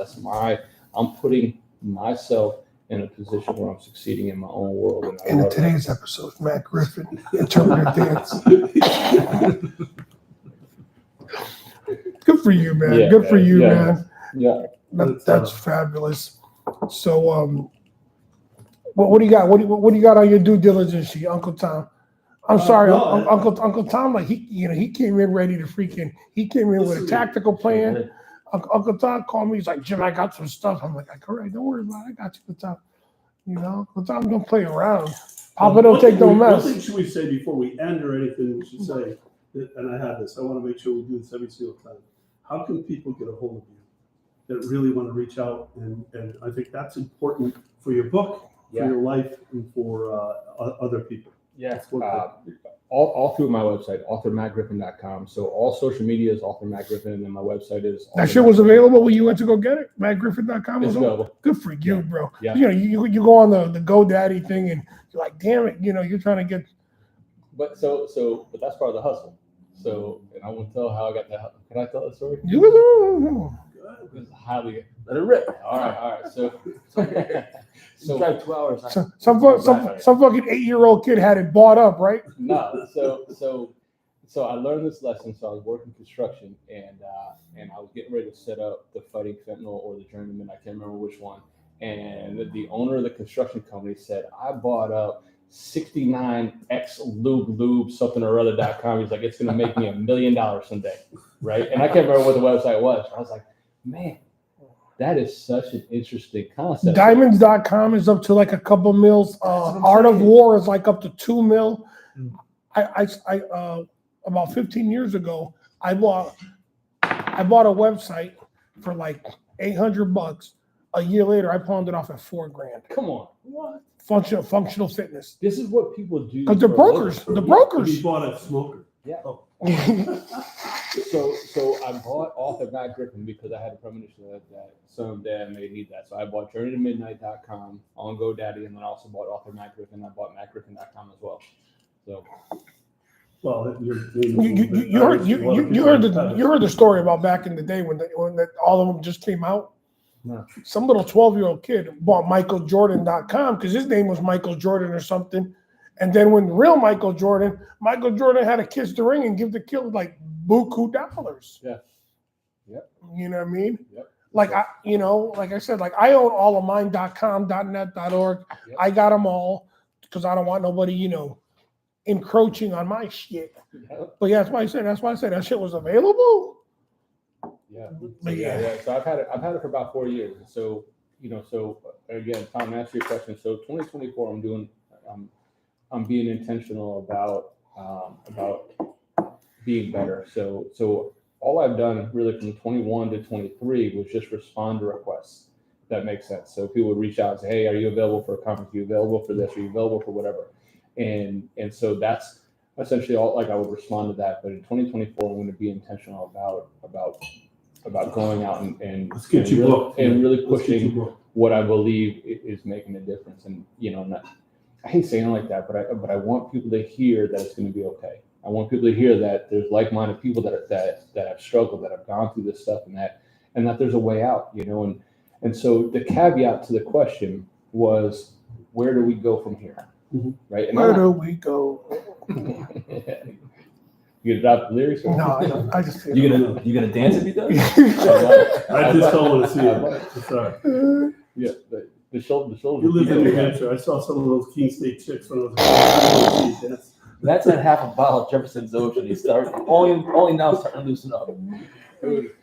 Yeah. But so here's the answer to the question. Here's my answer to the question.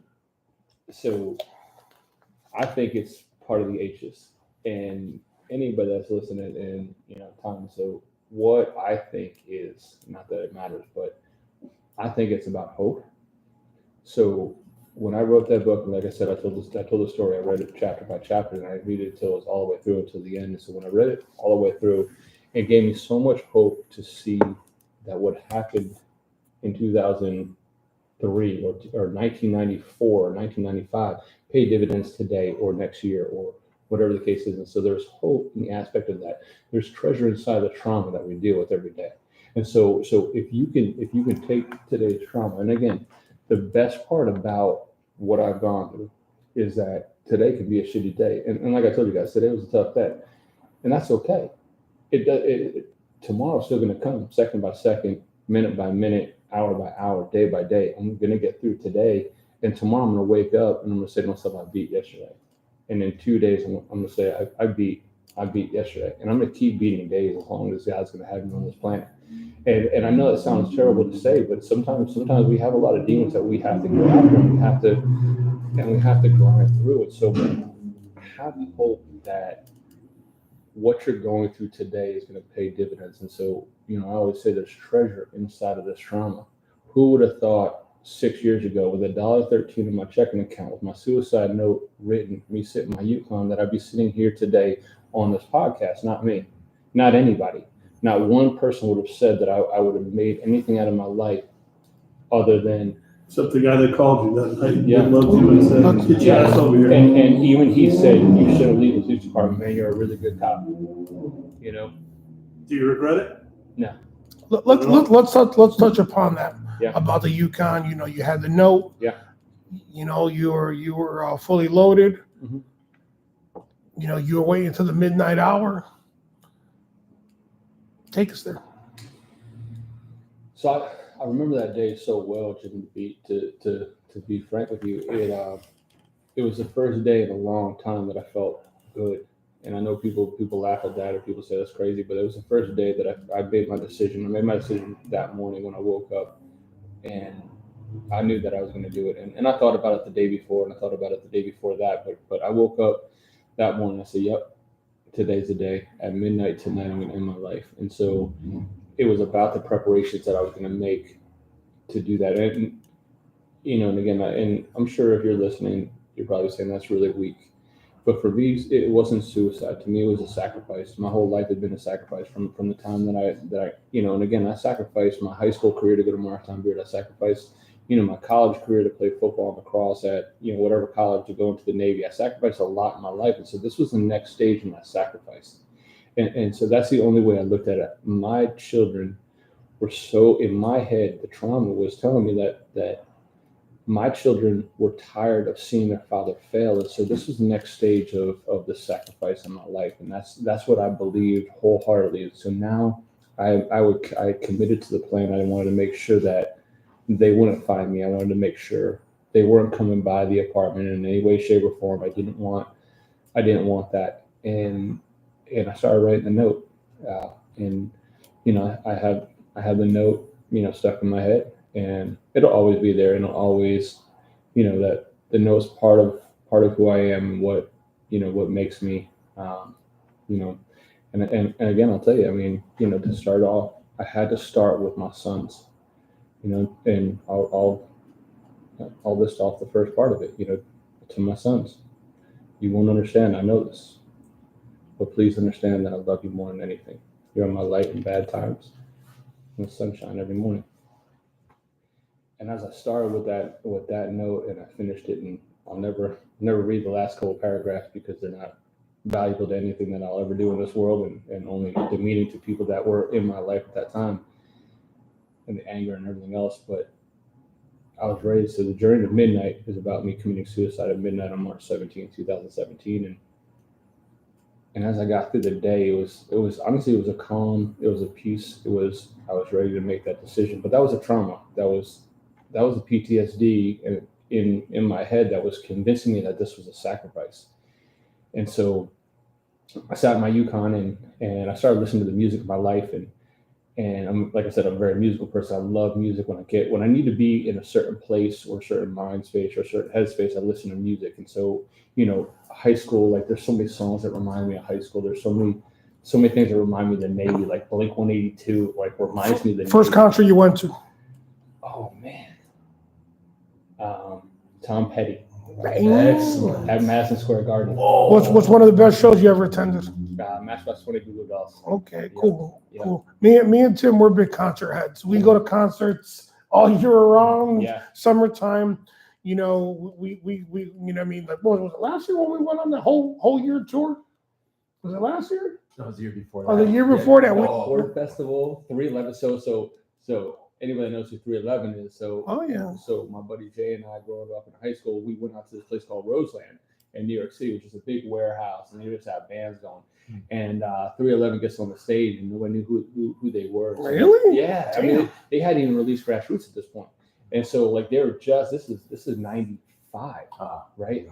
And so they were just getting ready to release Grassroots, and so they got done singing, and Everclear, if you remember, gets up on the stage. Oh my God, I worked Everclear in. Yes. I worked Everclear here at the Webster in '98.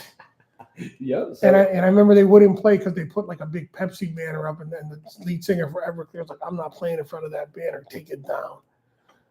Crazy. Crazy. But I saw 311 with Lemonheads, Okay. like probably 10 years ago, I think. Mm-hmm. But yeah. So I started just listening to the music of my life and just vibing out my phones on Do Not Disturb. My suicide note was written, and I made peace about my decision. And for me, there was just something right about zeros on the clock. It was just the military in me. Zero just felt the way to go. And as the time ticked off, my phone was on Do Not Disturb, and yeah, it was somewhere around like 11:13, 11:15, something like that. My phone rang. And I remember it shocked the shit out of me. And when you look down, and like I said, I didn't know in 2017 that if you call twice inside of a minute, it breaks through the Do Not Disturb. So the first time my buddy Ben calls me, he was trying to find out where I was, because again, it's St. Patty's Day, it's March 17th. So he's trying to find out where I'm at. And so he didn't leave a message. He's like, let me leave a message. And he calls back right away, and it breaks through. And I had some rap music as like my ringtone, and so it startled the shit out of me. And I picked up my phone, and he goes, "Hey," he goes, "Griff." I'm like, "Yeah." He's like, "What are you doing, man?" I said, "Nothing." He goes, "I've been trying to get a hold of you." I said, "Okay." I said, "What's up?" He said, "Why don't you come over for a beer, man? Let's chop it up, man. Let's have a cold one." I said, "Not tonight, Ben." I said, "I got something I got to take care of." I said, "How about tomorrow?" And I think, and I always say this is a God thing, but he said, "Before I let you go, I want to tell you two things." So the first thing I want to tell you is that I love you. And if you know anything about Ben, and I'm sure nobody does, but you give Ben a hug and he tenses up. I tried hard to get him at McSorley's. He's a family man. He's a deputy chief up in New Hampshire, but he doesn't say things like that. And he said, "Griff, I love you." And then number two, I want to tell you that there's light at the end of the tunnel. And as you're going through the things that you're going through, I want you to know that I'm here for you. And I remember thinking about what he said, and the I love you caught me off guard, and it shook me a little bit. And then, the light at the end of the tunnel thing shook me a little bit more. And I would say I made the best decision in my life at 11/17 on March 17, 2017. That decision was, if today's a good day to die, then so is tomorrow. And I remember saying, "You know what, Ben? I'm going to come over and have a beer." And I went over and I had a beer. And the next day I woke up and I said, "Today's a good day to die, so is tomorrow." And I did that on March 18th and March 19th and March 20th and March 21st. And every day I just kept making it second by second, minute by minute, day by day. And I kept saying to myself, today's a good day to die, so is tomorrow. And I know that life sucks. And I know that I don't have a lot of things to look forward to, but it's okay, because nobody can stop time. Nobody can. Tomorrow's going to come, and tomorrow's a new opportunity for something else to be presented in front of me, to open up my eyes to another experience that I didn't have yesterday. and that's the beauty of who we are, is that tomorrow is going to be a better day. And so I kept that mentality going for a couple months, and then I changed it. And I said, today I'm going to do something good for myself. And sometimes I was read a book. Sometimes it was go to the gym. Sometimes it was just get out of bed. Real talk, Jimmy. Like sometimes I would just lay in bed, and I didn't want to go to work, and I didn't want to go to court. I didn't want to go do whatever it was that I had to do that day. And I would just lay there with my eyes open and just say, I don't fucking want to do anything today. And so when I would lay there on those days, I would say, today, my good decision is to get my ass out of bed. And, after a couple months, I changed that mantra to today I'm going to do something good for somebody else. And it's been almost 7 years now. And real talk, I do that every day. I find a way to do something good for somebody else. Today, I stopped into a Dunkin' Donuts and the lady dropped her purse and had a yard sale in front of me. And she was, other dudes were just kind of looking at her, people looking at her. I got down on all fours with her and we cleaned up all of her stuff. I don't even know why that makes me emotional, but just there's other bad dudes that are sitting right there. You can't get down. You can't help somebody pick up their shit. To me, I don't get that, man. I don't get that. And I've lived that life. Me neither. I don't understand people sometimes, but thank you for doing that. Made somebody's day. Yeah. That's if that's your goal, you did it. Tomorrow if you do it 2 more times. Yeah. And my goal always is I do that every day. Yeah. And that's what I said to Tim. I tell my friends when I hang up the phone, my boys, I got a 6'5" and a 6 foot. They give me a big hug and a kiss every day. And when they used to come home, you'll get this. They come home. I say, I don't care what time it is. You better come in and give your old man a kiss. Yeah. And that stopped them from drinking because I was a cop too, or smoking weed, then come in, and especially Patrick, the politician. Hey, good night, Tyler. See you later. No, come in here. Honestly, thank you. But I think it's important for people to hear that, really. Yeah. That, why not be kind, man? Yeah. Why not be kind? Why not help somebody? It's real simple. Misery loves company, brother. Misery loves company, man. Yeah. And what I learned about that was that it did more for me than it did for other people. And a lot of people are like, well, sometimes it's tough to go out of your way to help somebody. But I promise you, so I would say I live on borrowed time. God saved me that night, and I'm not here to preach or anything else, but God saved me that night. And what happened when every day I chose that, and I can lay down tonight. Tonight I lay down in my hotel room, and I'm gonna look back and I'm gonna smile about what happened in Dunkin' Donuts. It's more for me. It's made me such a better, more gracious, more humble person, in so many different ways, because the experience that I've had from it, and I know you guys don't follow my social media, but I flew out to Guam to do a 4-day class, right? And crazy story with it, but the night before, I said it's gonna take me a long time to get there, and so the night before, my girlfriend and I, we went over to Dunkin' Donuts, and I got $100 worth of $5 gift cards. Right, and I said every flight I go on, I'm gonna pick out a couple of stewardesses. I'm gonna give them a $5 gift card. When I tell you it was more of a blessing on me than it was for anything else. There's stories from it, and I won't steal. Find my social media and read through some of the I follow you on Instagram, damn it. I'm like, I'll be following. I do follow you. But you gotta follow the Facebook one too. But I'll tell you, I mean. Just the blessing that has been on my life to bless other people. And I'll so many times I would just stand up and say, hey, is it okay if I bless you with this book? Is it okay if I bless you with this gift card? It's not a lot. There was $100 on it, but now it's like $4 I had to spend something. Things like that. Just being stupid and being funny, and people just really appreciate it. And that's life to me. That's what it's about. I bless homeless people all the time with counterfeit bills. That's how I help out the homeless problem, because then they get incarcerated. They're no longer homeless. So that's how I give back myself. There's nothing to be said for being locked up. You know what I mean? I give them counterfeit bills. They get locked up. It's a win-win. They got someone. Officers in the room. No, dude. Yeah. If I was to say deep or profound, I'm definitely missing a word somewhere in there. Yeah. I'm definitely lacking the vernacular for it. I could tell by everybody's look in the room that we're just, unbelievable, dude. I hope, I can't wait till this becomes a movie. Yeah. Oh, that's the You other know what I thing. mean? I can't wait till this becomes, we started talking at McSorley's that day. Hopefully they pick somebody cool. I think you're like a, Ryan Gosling, dude. You know what I mean? People Steve Buscemi. see, yeah, you did my boy like that. Wow. People always ask me, they're like, Jimmy, if you were going to be in a movie, who would it be? I said, dude, I'm gonna keep it real. I'm not a good looking cat. I said, to me, there's only one guy that I believe could play me, Lou Gossett Jr. Okay.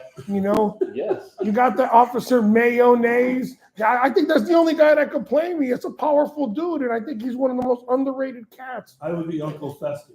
You'd be perfect for Uncle Thomas. Uncle Fester. What about you, Tim? Who would play you in a movie? I always said Keanu Reeves. Keanu Reeves? Yeah. Really? Chuck's not his head. He's a full approval over there. Yeah, Chuck? All right. I always say Lou Gossett, you know what I mean? Because I just think he's, I don't know. I love Officer and a Gentleman. I love that damn flick. Mm-hmm. And it's not just because he's B-rated, white guy in the movie or anything. Nothing with that. Yeah. I just think he's a powerful actor. But, love Lou Gossett, damn it. Man, and Never get enough. And he kills it, man. Him and Denzel, like those are just two of the best actors. So, Yeah. I'm with it 100%, man. The only last thing I don't want to leave people hanging, because we talked about the 3 H's and the second H and the third H, and I just want to Hit it, baby. Hit give it. them that aspect of it too. Honor. So the second H is habits, and understanding how habits work and understanding how to make a habit work. It's such a powerful tool, right? So if you have hope for tomorrow, you have hope for next week, whether it's a vacation that you have planned, or whether you got hope for whatever it is, man, have that hope, and then take that hope and then have those habits every day. For me, that habit is waking up every day and saying, today I'm gonna do something good for somebody else. And then the last thing, and I can't impress upon this enough. If you don't have a person, right, have a journal. If you have a person, open up and share what you're going through. If you're a cop, you're listening to the show, and you've got this career that you're going through, man.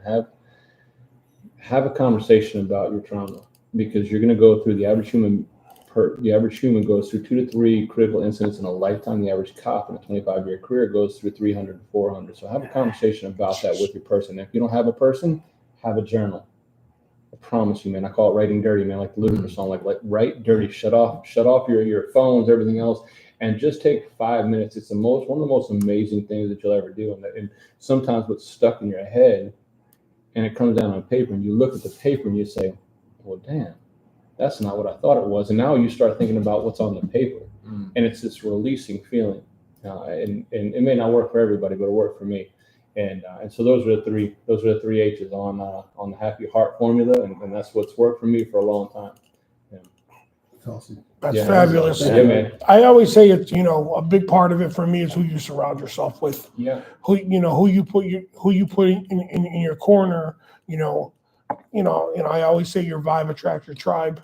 And I just realized that sometimes you got to clip people off the squad to make the roster stronger. That's it. And me and Tim, I don't know, we went to Cold Firearms last week, and we were talking, because after that we went up the street to have lunch, and we're just saying that you got to clip people, man, and what do they say? If I clipped you, you probably gave me the scissors to do it. It's sometimes it's family. Sometimes shit. They gotta think. What do they say? There's a divorce. You know what I mean? Sometimes it just, you gotta clip family. You gotta clip people that are toxic to you, and you just they gotta go. Mm-hmm. And unfortunately, what's that old saying? How do you know if you could trust someone? You gotta trust them. And it's a shitty thing, because when it comes back to bite you, we feel foolish, we feel betrayed, and then sometimes you get hand shy. You don't want to deal with people, and And just that's the ugly. thing, like so steal that tangent for a second. Go ahead. When it comes to trauma, right, we're wired for connection. And so what we do when we come into the job, when we come into this life, like all we want to do is be about this life. We want to be about connection. We want to hang out. We want to go drink beers. We want to go do fun things. Validation, Yeah, all that. When we're in the academy, all we want to do is be liked by other people. Mm-hmm. And so here's what's phenomenal and also scary. When trauma hits, that wire for connection becomes wire for protection. And so when normal people are walking down the road and I see a good looking man like Tim, and I say, man, I want to talk to Tim, right? Because he's a good looking man. What my brain is saying is Tim's a threat. And so when I walked in this building, right, even though I know that I'm in a safe place, You're not the first one to make fun of my establishment. I was wired for protection. You should have seen the look on his face when we started up the elevator. I mean, I thought I was putting the lotion on his skin. And I was going to be I didn't know what was happening. Put the lotion. We had a. Can you say that again? I'm sorry. Puts the lotion on his skin. No, not that. All right, I set myself up for that one, didn't I? No. About protection versus. So when you start this job, Yeah. you're wired for connection. Yeah. Most people on a whole are wired for connection. We want to be social, right? You have extroverts, you have introverts, but extroverts want to go out and have that connection. Introverts still want that. They're just not as comfortable doing that. And so when you have trauma that happens, so say it's a shooting, say it's an assault, say you see somebody commit suicide, right? The trauma changes your brain physiologically to say, I'm not wired for connection anymore. I'm wired for protection. Mm-hmm. So when I look at you and Jimmy or whatever it is, right? Most of the time when a normal person, say 3 to 5 critical incidents in a lifetime, it's not changing their brain to wire for protection. But when you see trauma every day, that connection gets rewired for protection. So I see anybody and I automatically shake them down, right? I look to see if you're gonna tap. I look to see how you blade yourself. I look to see who you are. And my girlfriend called it out the other day. She goes, we were walking in New York City. She goes, how come you keep looking on the rooftops? And I said, I'm sorry, I don't really want to tell you that. I don't want to really tell you that. I'm looking for, that's where the shooter's going to be. Yeah. And I'm always going to scan a rooftop. I'm always going to scan certain things because we're wired for protection now. And so I'm not saying that as a bad way, but if you understand that you're wired for protection, then you can go about your life. And if you think that you're wired for connection, but you're not, and you go about your life and you start looking at people and you're like what everybody said, like we don't sit facing the restaurant door and all that. Like, and if you don't embrace that, and you don't understand that aspect of it, then you're setting yourself up for failure. And this is what we talk about by what's the answer. I don't have the answer, but I do have what we need to train our younger badges. Our younger badges need to know what's going to happen to them over these next 25-year career. And if they're open to learning about it, then they're going to be open to embracing it and saying this is a career that is so. It's just so honorable and it's so amazing that I'm going to be able to do this. But you're not going to come out the other side unless you learn the gray area. That's right. Yeah, but we have to. We can't live in the gray anymore. Yep. We have to live in the black and white. And the cops live in the black and white. They don't like us. The players. They can't live in the gray because they're afraid of being arrested. They're afraid of. But back to your point is that it's two things that came out of that. And I will say that as a dad, you're talking about your kids. As a dad, you're the only other male in your kid's life that wants that kid to succeed. Everybody else is a threat to that kid. That's right. Male threat. Yeah. They want to be above them. They want to be better than them. We're the only ones you're the only one that wants your kid to be better than you. And that's where you feel that, that's where you feel you're saying, your kids are going to be better than you because you're there for them. Right. So, and you talking about the protection, we all do that. I mean, it's never going to go away, but where do we train these new kids? At what point do we grab these new kids and say, okay, I got to teach you something now before, because once they get that badge, once they get that paycheck, let me ask you this question, right? Like, we're not changing these new kids. We're not teaching them anything. We're giving them the skills to say, when this happens, this is how you. These are the options to you. We didn't have those options. No. The options that were given to us was, this is the job, and if you're not strong enough to see it, then it's not for you. Yep. Right? And I'm not here to change anybody else's mentality about the job or anything else, but I'm going to give you an option. And if you're in the academy today, or you're going to the academy tomorrow or next year or next month or whatever it is, here's the option that I want to give to you. you can do that. You can put your head in the sand and say, I'm not going to deal with it. And then Google how many police officers are committing suicide on a daily basis. Or you can say, I'm going to address the things that are happening to me on a daily basis. And here's the thing with that, right? You want to lead the best possible police career. That's your goal when you're in the academy. I want to be the best cop that I possibly can be. I want to make the most arrests, whatever X you want to put on that. But here's the thing I would say to you, and I would submit to you.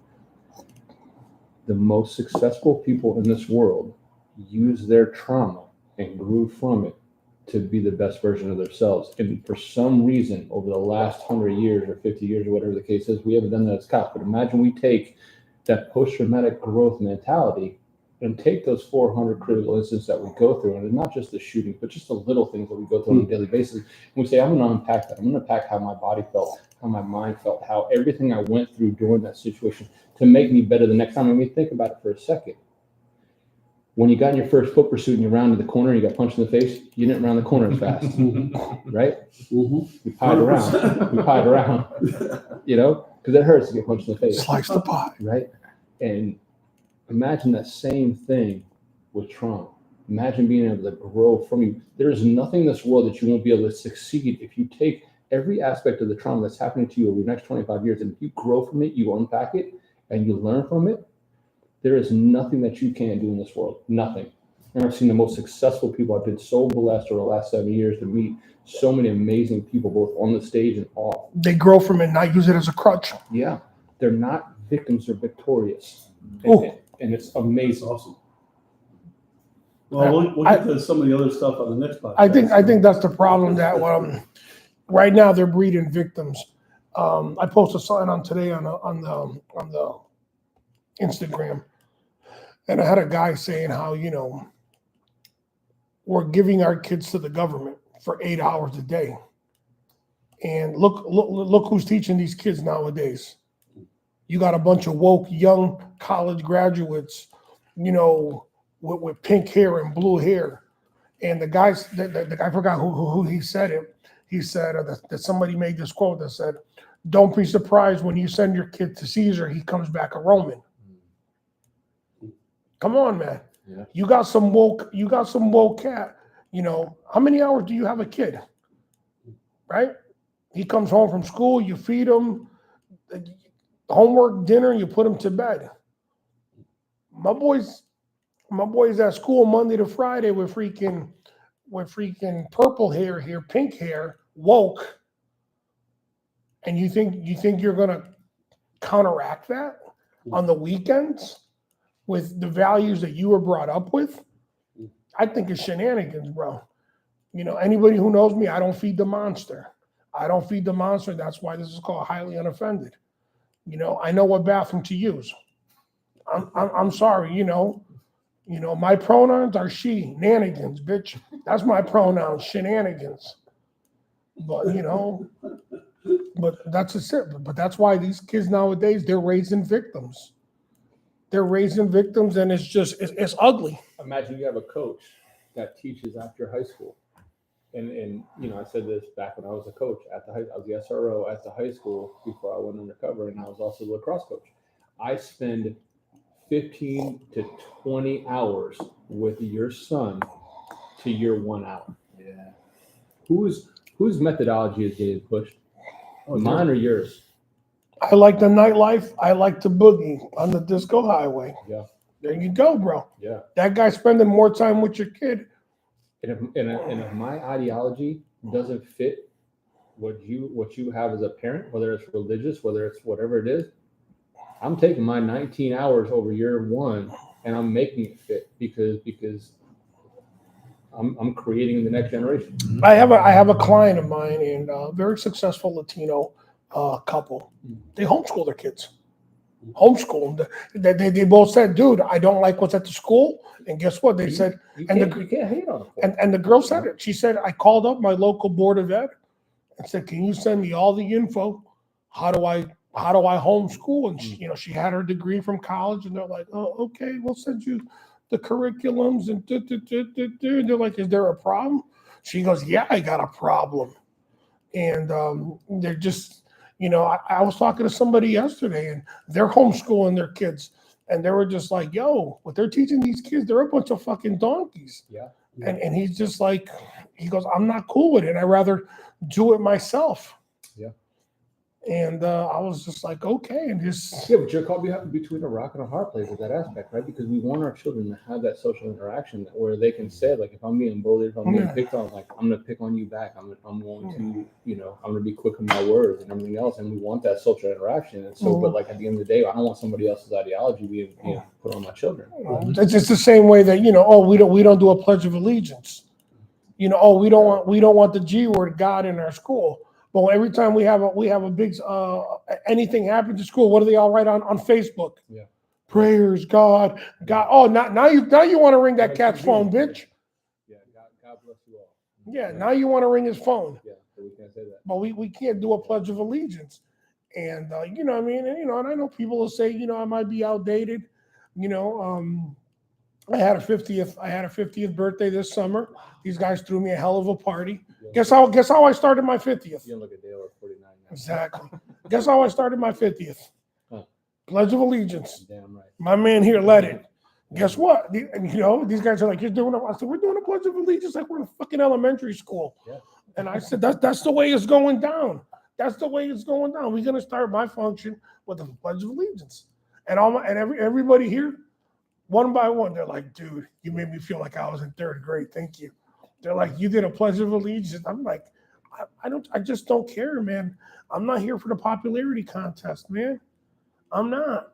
I'm telling you, like, I think until like high school, I wasn't sure that I had the Pledge of Allegiance down. I would wait for somebody else to start. I mean, and then I would just say what they were saying. I'll pick up these song lyrics in a minute. My wife's from England, and that's what she remembers when she first came here. The Pledge of She Allegiance. did, without her accent, she did Pledge Allegiance. Yeah. With an American, she goes, and I used to go home and practice, and my father would yell at me. Yeah.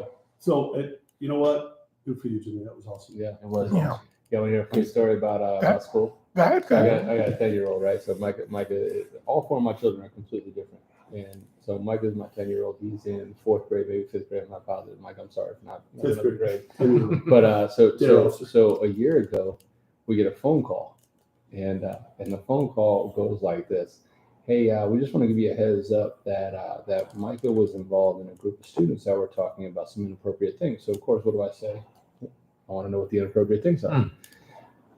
One of the kids in the circle said, a hooker dances at a club, right? And so Micah, my son, says, that's not true. And so Micah begins to argue with the two other kids and says, nope, that's called A stripper? a stripper. Yes.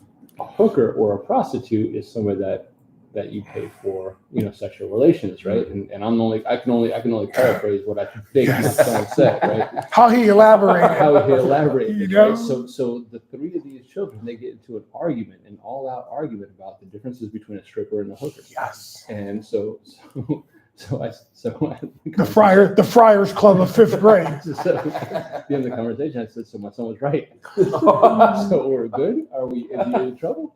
And so his mom calls me afterwards and says, can we not argue about the semantics of hookers and strippers in second or third grade? And so the woke teachers were not happy that my son was dissecting the difference between hookers and strippers and Pimps up, hoes down. yeah, in school and other second, third graders. So. Because the teacher, the fourth grade teacher said, I was a stripper, not a hooker. Yep. I was just working my way through college, all right? Yeah. Shut up. That's fabulous. Yep. That's fucking great. Yep. And then we found out that she had OnlyFans page. And I subscribed.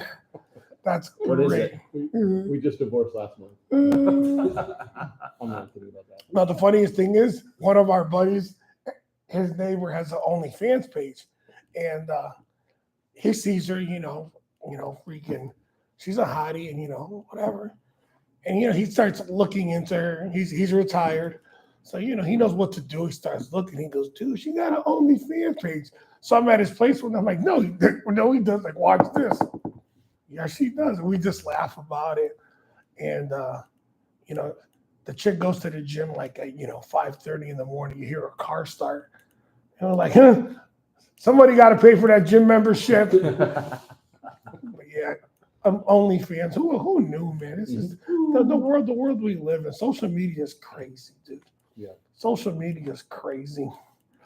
Most everybody living their best life, and I think that's part of it too. Yeah. You know what I mean? Everybody, living their best life on it, and not much honesty. Contributes to people feeling so shitty about themselves.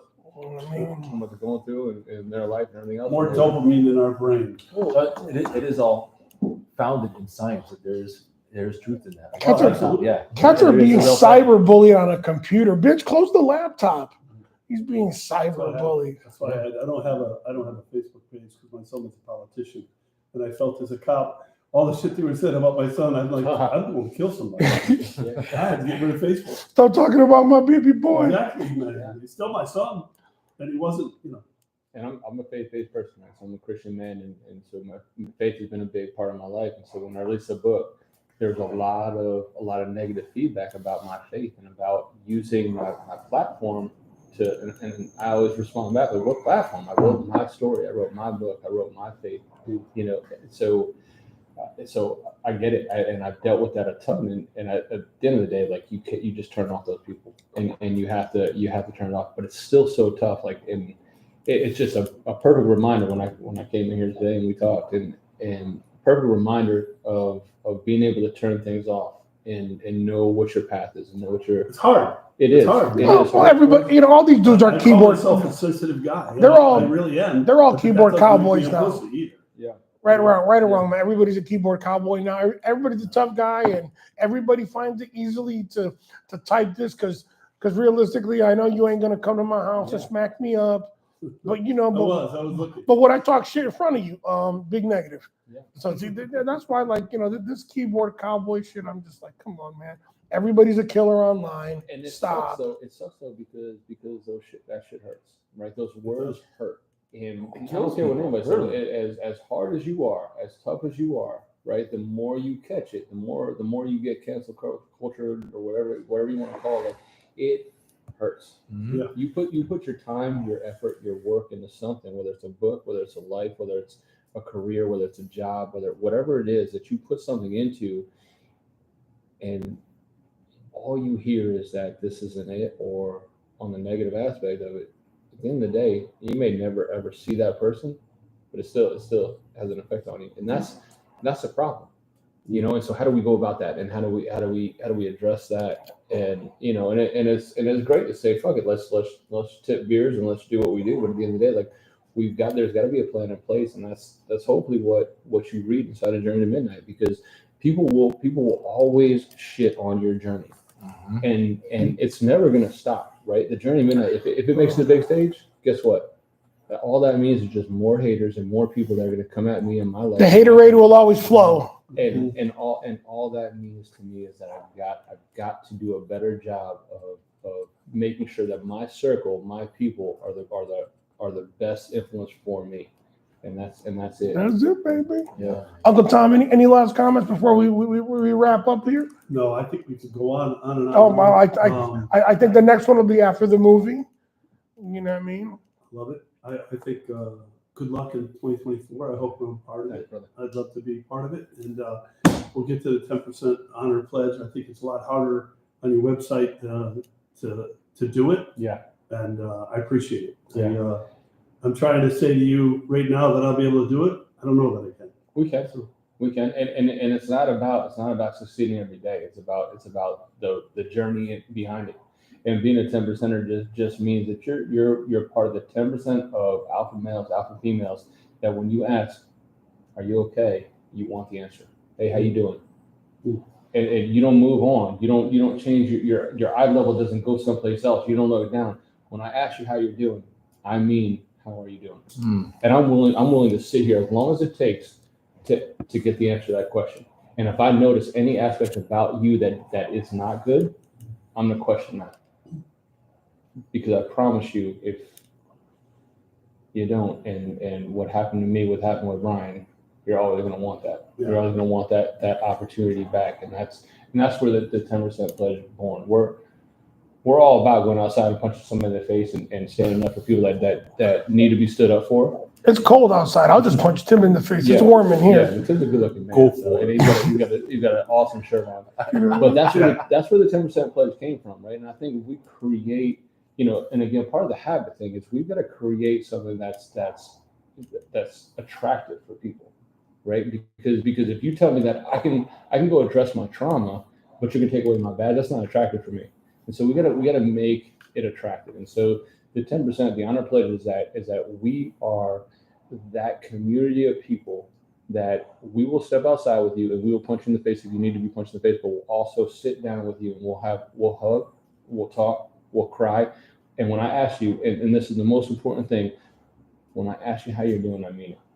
I'm not just dab up and move. Right. Love it. That's not that conversation. Tim Meister? I hope you don't mind. I've been holding on to a couple of things for a while. Get it, baby. I know that we're trying to, No. we're going in one direction. I'm going to go in another one real quick just to get these things out there. But I want to touch on something that Tom said, specifically about listening. And you also said, I don't want to be the guy who talks to the suicidal person right away up front. That's fine.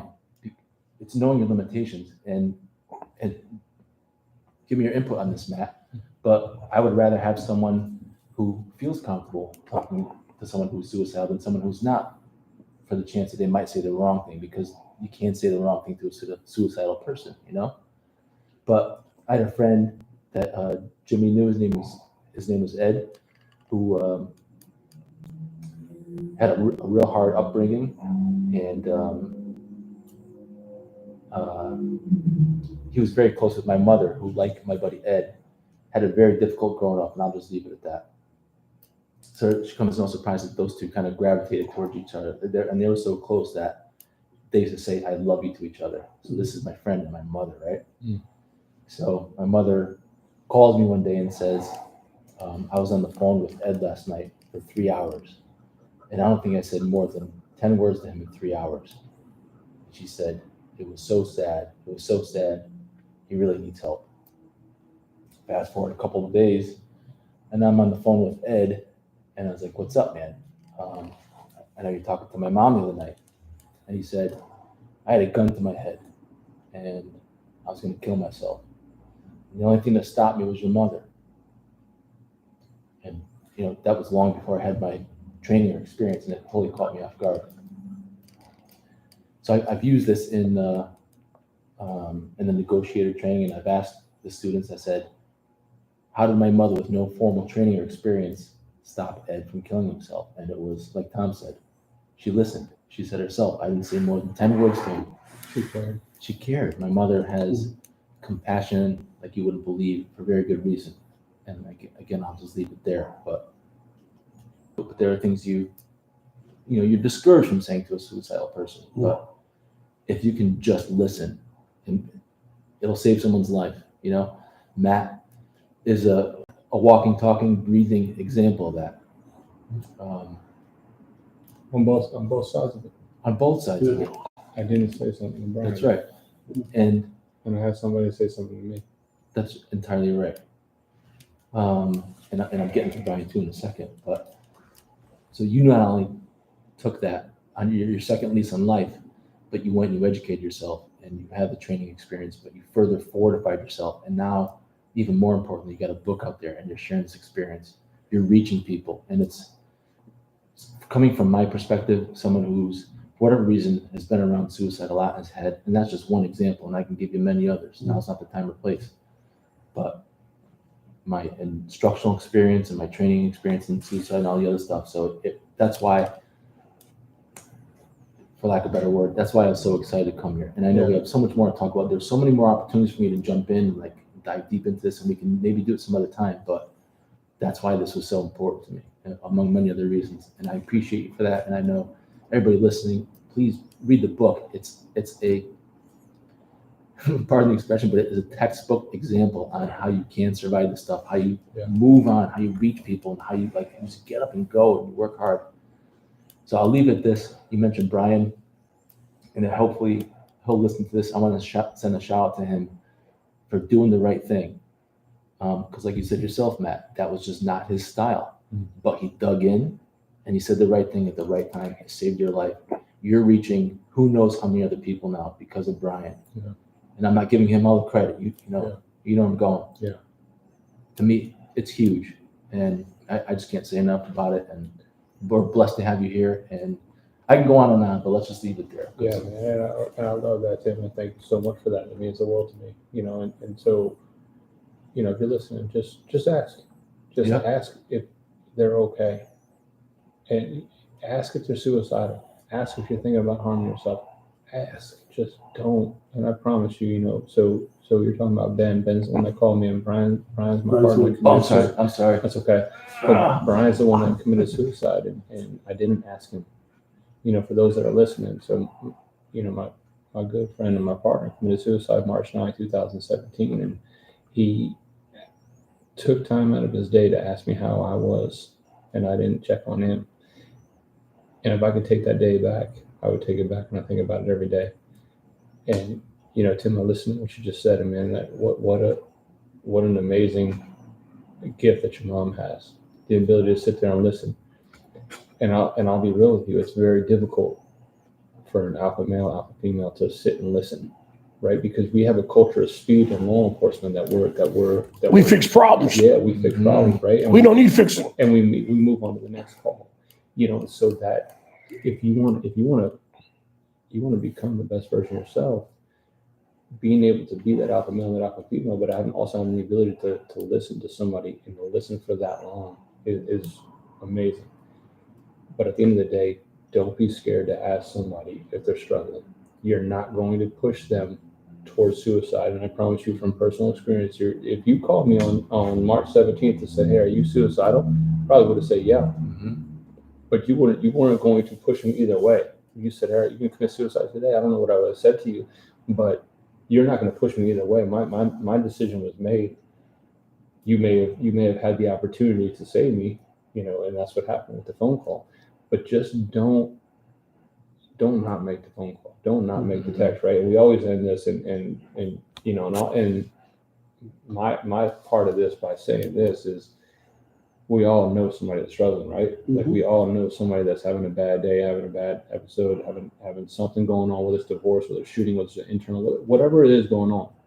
And again, I promise you guys, we're going into a season where our suicide rate is going to double, if not triple, what we see in the first 9 months of the year.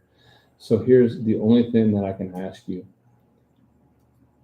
When I say we all think of somebody that's struggling, and the first name that comes to your head, and I promise you, the moment that we stop this podcast, I'm gonna put a text out, and all I'm asking is you do the same thing. Put a text out and say, I love you. That's it. Mm-hmm. We'll save a life tonight. And that's so. I'll shut up. No, shut up, baby. Matt, you validated like the most important things that we pass along in instruction with the suicide and negotiating. And that's why I say you're a walking, talking, breathing example. Like, don't take my word for it. Please take Matt's word for it. Read the book. It's all in there. It's a how-to guide on how to succeed and how to help other people. You're doing God's work, man. Thank you. Quick question, Matt. See my 1950s phone booth that here that I restored myself. Yeah. Took me about 2 years to get all the parts, get it all nice. Mm-hmm. We call it the magic phone booth. If you could go in there and ask the 20-year-old Matt Griffin, you could talk to him, pick up the phone. If you could tell him one thing, if you could give him one piece of Matt Griffin advice, just tell him one thing, man. Say, hey, man, I got a chunk of something that I want to give you, and hopefully you could devour it. But I think this is going to help you out down the road. Yeah. Well, what would you give 20-year-old Matt Griffin? Man, it's a tough one because I would say off the get-go, don't go undercover, right? But if it's a lesson, it's a lesson. It's your phone call, man. It's your phone call. You tell him whatever you want. Yeah. So if I say to 20-year-old Matt Griffin, who's still in the Navy at that point and just getting ready to meet his wife, I would say cherish her. I would say love her. And I would say when she tells you not to go undercover for the second time, don't do it. I would say the lesson that I want him to learn is no matter what you go through in this world, just remember that it's okay to not be okay. It's just not okay to stay that way. And it took me a long time to learn that. It took me a long time to say to myself, it's okay to struggle. It's okay to cry. Man, and you know, man, we're a bunch of alpha males sitting around this table drinking and having a great conversation, but it's when the lights go down and the laptop ends, it's okay to cry. It's okay to let things out. And I'll be the first person to say to you, to 20-year-old Matt Griffin, let it go. Let go of the anger and the people that have told you that you couldn't do something, and just be you and ride your life out. I spent so many years trying to prove people wrong, and I'm still trying to prove people wrong. And I gotta let go of that, and I gotta live my life the way God wants me to live it. And that's what I'll tell them. Just live your life and stop trying to prove people wrong. Nice. Mm-hmm. Oh, Yeah, man. powerful shit, people. Powerful shit. Guy been there, through some, been there, done that. Got the T-shirt to prove it. Well, ladies and gentlemen, thank you tonight for riding with us on another episode of Highly Unoffended. Like I always say, let's try to treat each other a little bit better. Good night, America, wherever you are. Thank you for running with us tonight on Highly Unoffended.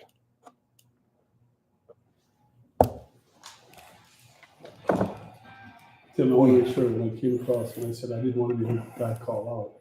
What I meant by that is I just felt like I was overwhelmed sometimes when I